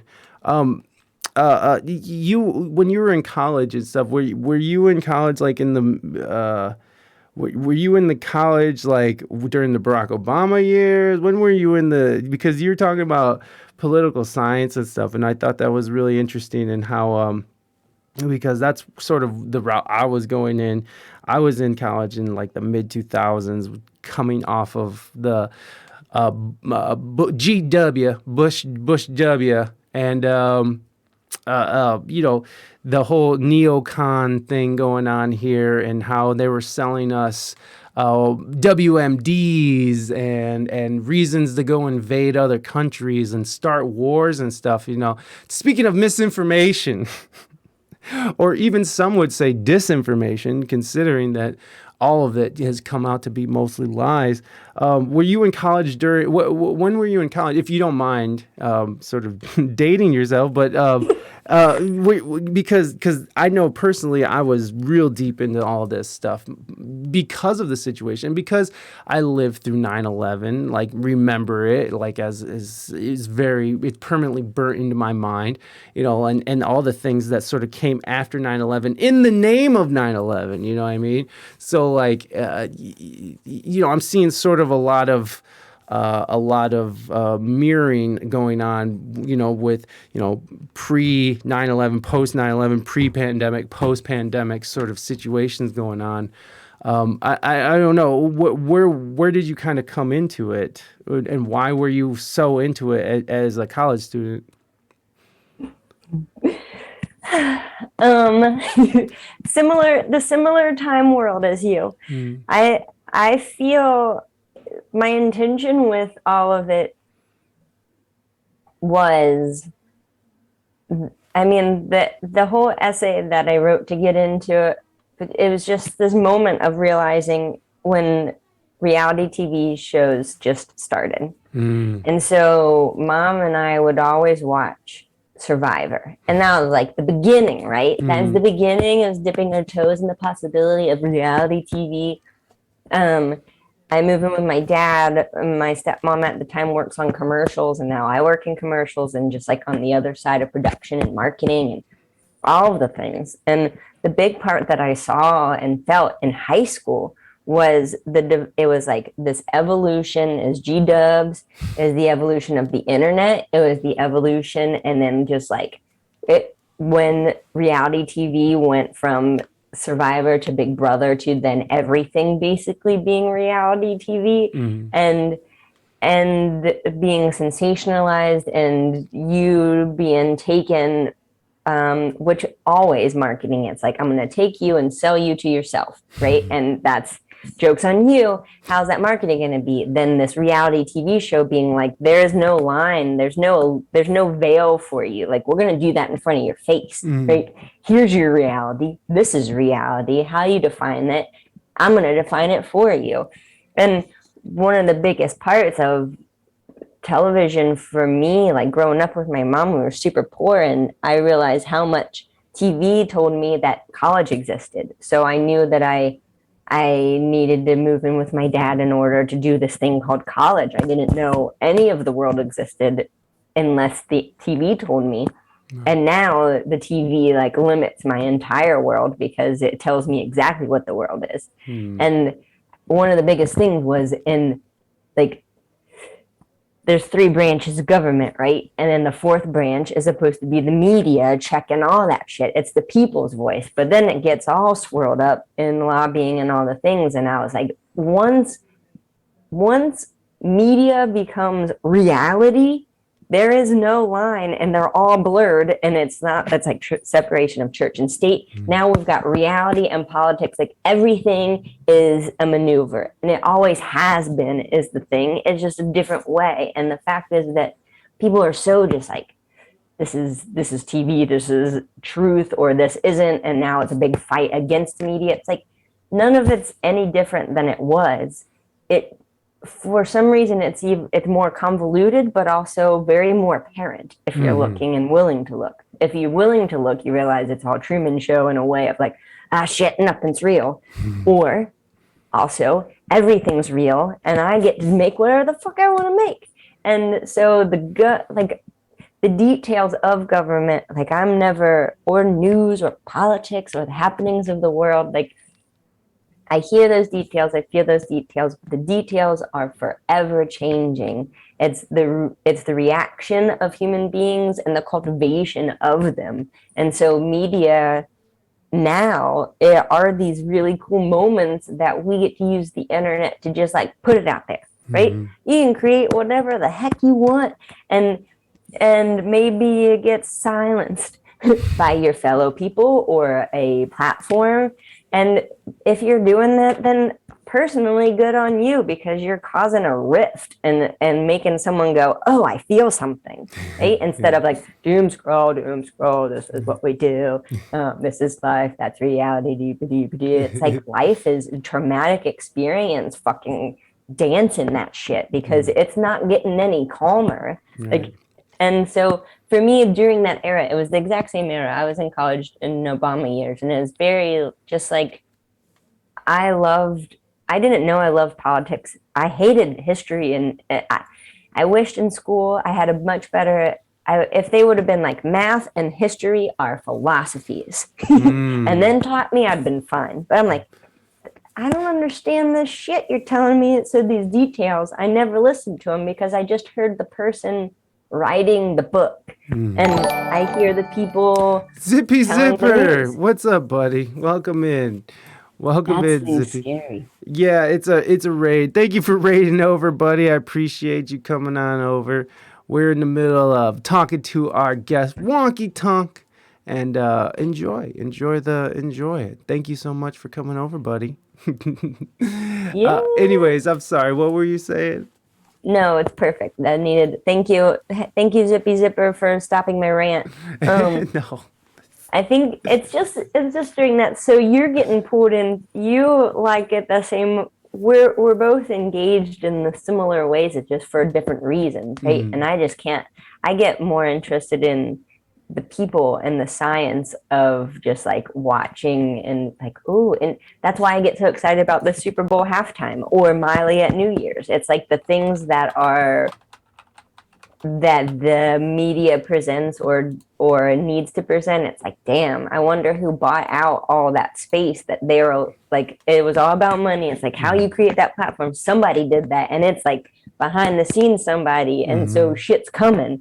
And that part for me, it's like, I don't care if Snoop's getting high or someone's fucking up or doing all this shit. It's like, this exists, and I feel like where the roots of why and how that's coming and what it's going to do, and I can't get the details of all this stuff. It's always misinformation. It's always someone telling a story. Even me telling this is coming from my perspective, and my intention of getting a message across, right? So it's like not unbiased, a little bit, and maybe later or even in the end of the sentence, I'll hear myself and change my mind. Right. It's just like, so the news that same way. It's just fluid, and I think the problem is when it's presented as this other stuff, and people eat it as this stuff like truth or gospel or this or that. Just like, oh, this happened. What are you going to do about it? How does that make you feel? What do you think that means? And not beyond, well, so-and-so is telling us this to do this, and that person's bad, and this person's doing this. Like, yeah, we're humans, right? Yeah, no, Yeah. no worries, Zippy. Do your thing. Do your thing. Yeah. Yeah, these it is true. Like even if there is always a bias, even if it's a small one, right? Like, and that's one thing that people are sort of missing on. And even when you go to like these independent journalists, like you gotta be careful who are, these smaller YouTube people. What's up, Dex? What's up, buddy? Happy VD, bud. Yeah, hey, lovely. Good to see you. Much love. Happy Valentine's Day, lovely. You really do have to pay attention, and that's the thing that I've noticed is like you can't just go to one single source, even if you're going to someone you really trust, and let's say you really really trust just anybody, like it could be the Young Turks or whatever, you really love the Young Turks. That they're the ones, right? They're the ones that you really like. Well, you gotta understand that they're also gonna be coming with a bias. They're also gonna be trying to sell you their products. They're also gonna be trying to sell you to their advertisements. They're also gonna be, they also have their own opinion on how that they feel about something, and you gotta understand that might skew your opinion.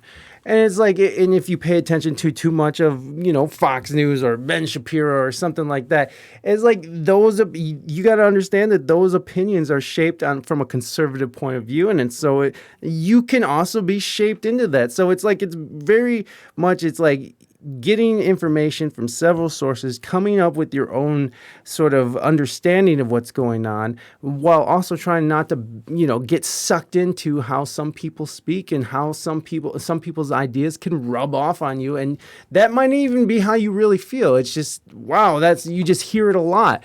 And I've been subjected to that, where I start listening to something too much and I'm just like, oh, I need to back off because that's not how I feel.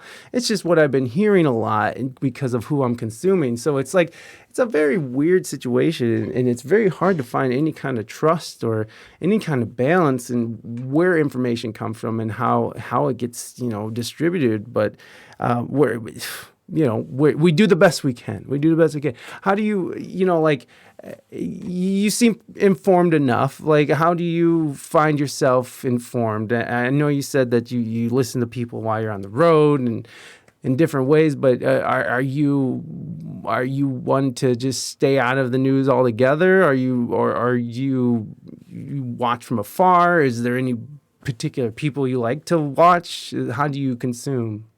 Or I think that part, right? You can't control the trust.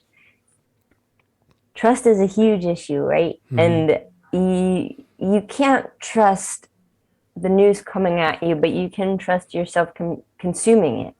And yes. or you can't. But if you're mindfully consuming, you can be like, ooh, I think that's, if we're going to go with that conceit, kind of like just generally with food, is why people do detoxes or fasts, because especially when they're trying to find like a food allergy, the only way they know which one thing is causing the problem is taking everything out and then adding the things in. And that same way with Amber, like with anger. When I feel anger, I know something's wrong. If I'm consuming news that's making me feel a particular way, it is my job to understand why I feel that way, and not judge maybe the caliber or the truthfulness of the facts coming in or the news coming in. That is always there, it's always flying around. But how am I perceiving it? Why am I perceiving it that way? And is it good for my body or is it not?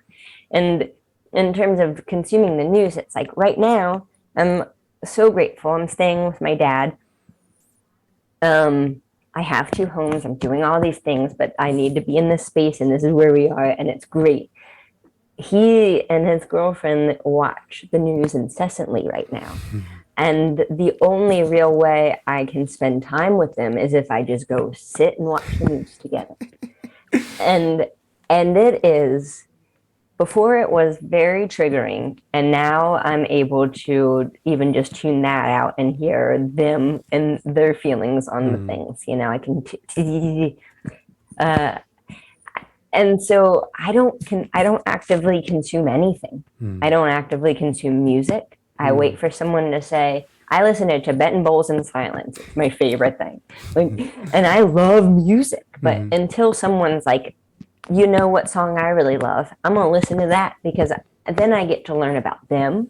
I get to learn about the song. I get to learn, and the fact is that news is everywhere, and so I'm not gonna escape it. Yeah. It's all around me. Everyone around me is consuming it, so I cannot not be informed. It's just a matter of my level of informedness and my groundedness to understand, or in my emotional response to all the junk flying around and the truth flying around. Is it my job to sort through all those things? I don't think so, because most of those things are out of my control. It is my job to be an informed human being about myself and my reactions to the world. So when stuff comes around and flies around, I can hear it. It's like even digging into music world. There's so many people that misunderstand Wonky Tonk, and they'll do reviews, right? There's a song called Cry and Shame on Lessons in Lovers. And it is all about deja vu. It's all about, like, on tour, you never really realize you've been to a place until you're like in the bathroom and having a deja vu moment of like, shit, I think we played this with the band like 4 years ago. Oh, it was that one trip that was really just gnar, you know? Yeah. And you don't realize any of it. You don't be like, oh yeah, Richmond, I love that place. Remember this? It's like, because you're always going, and it's not, you're never in a place long enough to know really where you are. You just know what happened for you. Yeah. And so I found myself in this place without trying. That was a very big pinnacle moment when I was younger. And it was just kind of like deja vu ringing in, like ghosts, you know, just like ghosts of Christmas past being like, I call them residual lessons. Like, I'm here for a reason because I missed something. What do I need? What did I miss? And how can I see it now? And this lady's like, Cry and Shame is about how Wonky Tonkin is an obsessed lover and a stalker and all this shit. And I was like, all right, I hear you. I hear you a lot. I'm like, this is how you interpret things. Like, you must be really on the defense about a lot of things. And when I was younger, I would get really angry and upset, like, oh shit, am I obsessed lover? Like, no, I'm not. In a time, yes, I was younger, obsessed with love. Yeah, I mean, it is, but you're consuming art, and art is for people's, I think, in the end, let's just even go back to that, drop to essence. I think news is art. News is a story. News is the art of story. When you can recognize that all stories are made up of facts, all stories are made up of fiction.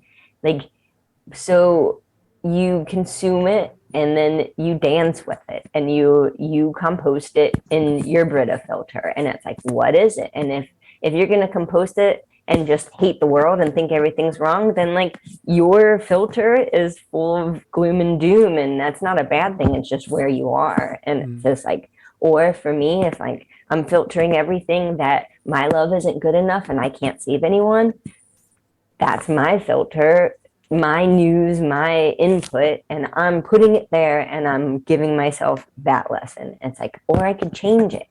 We can change it all the time. And as long as we're not always reacting, we can remember we can change it.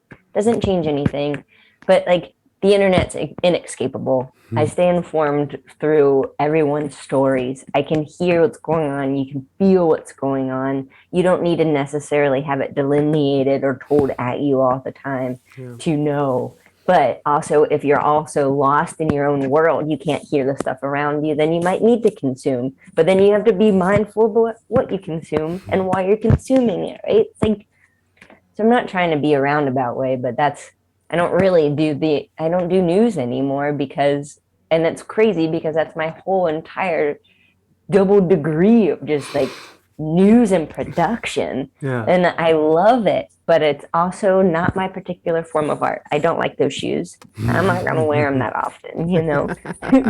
Yeah.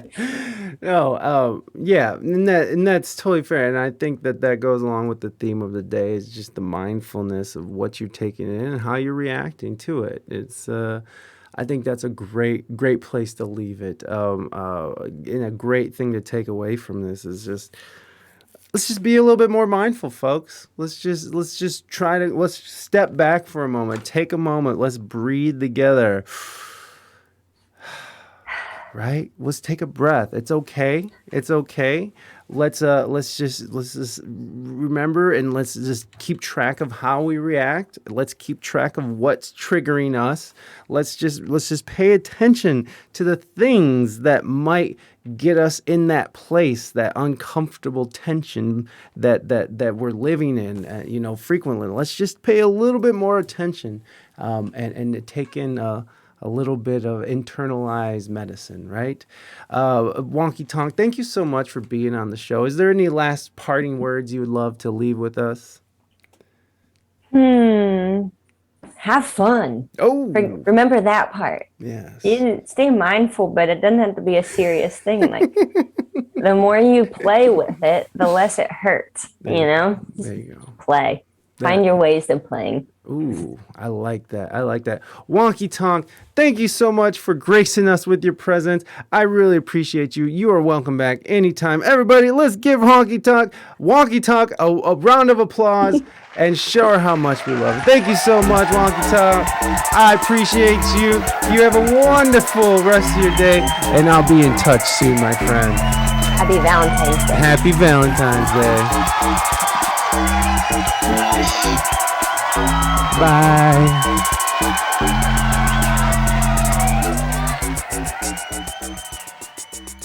There we go. Wonky Tonk. Oh, man, I love Wonky. That was the second time Wonky's been on the show. I forgot what number she is, but she wasn't too long ago. So, yeah, in the long line of awesome guests that's been on the show. Remember, everybody, to go and follow Wonky on all of her things. Here, I'm going to drop some more links up in this. Bam! Bam! There it is. Go click around and join the Wonky party online. What was the other thing? Breaking Patterns is going to be out in April, so make sure you're following along and keeping up with what she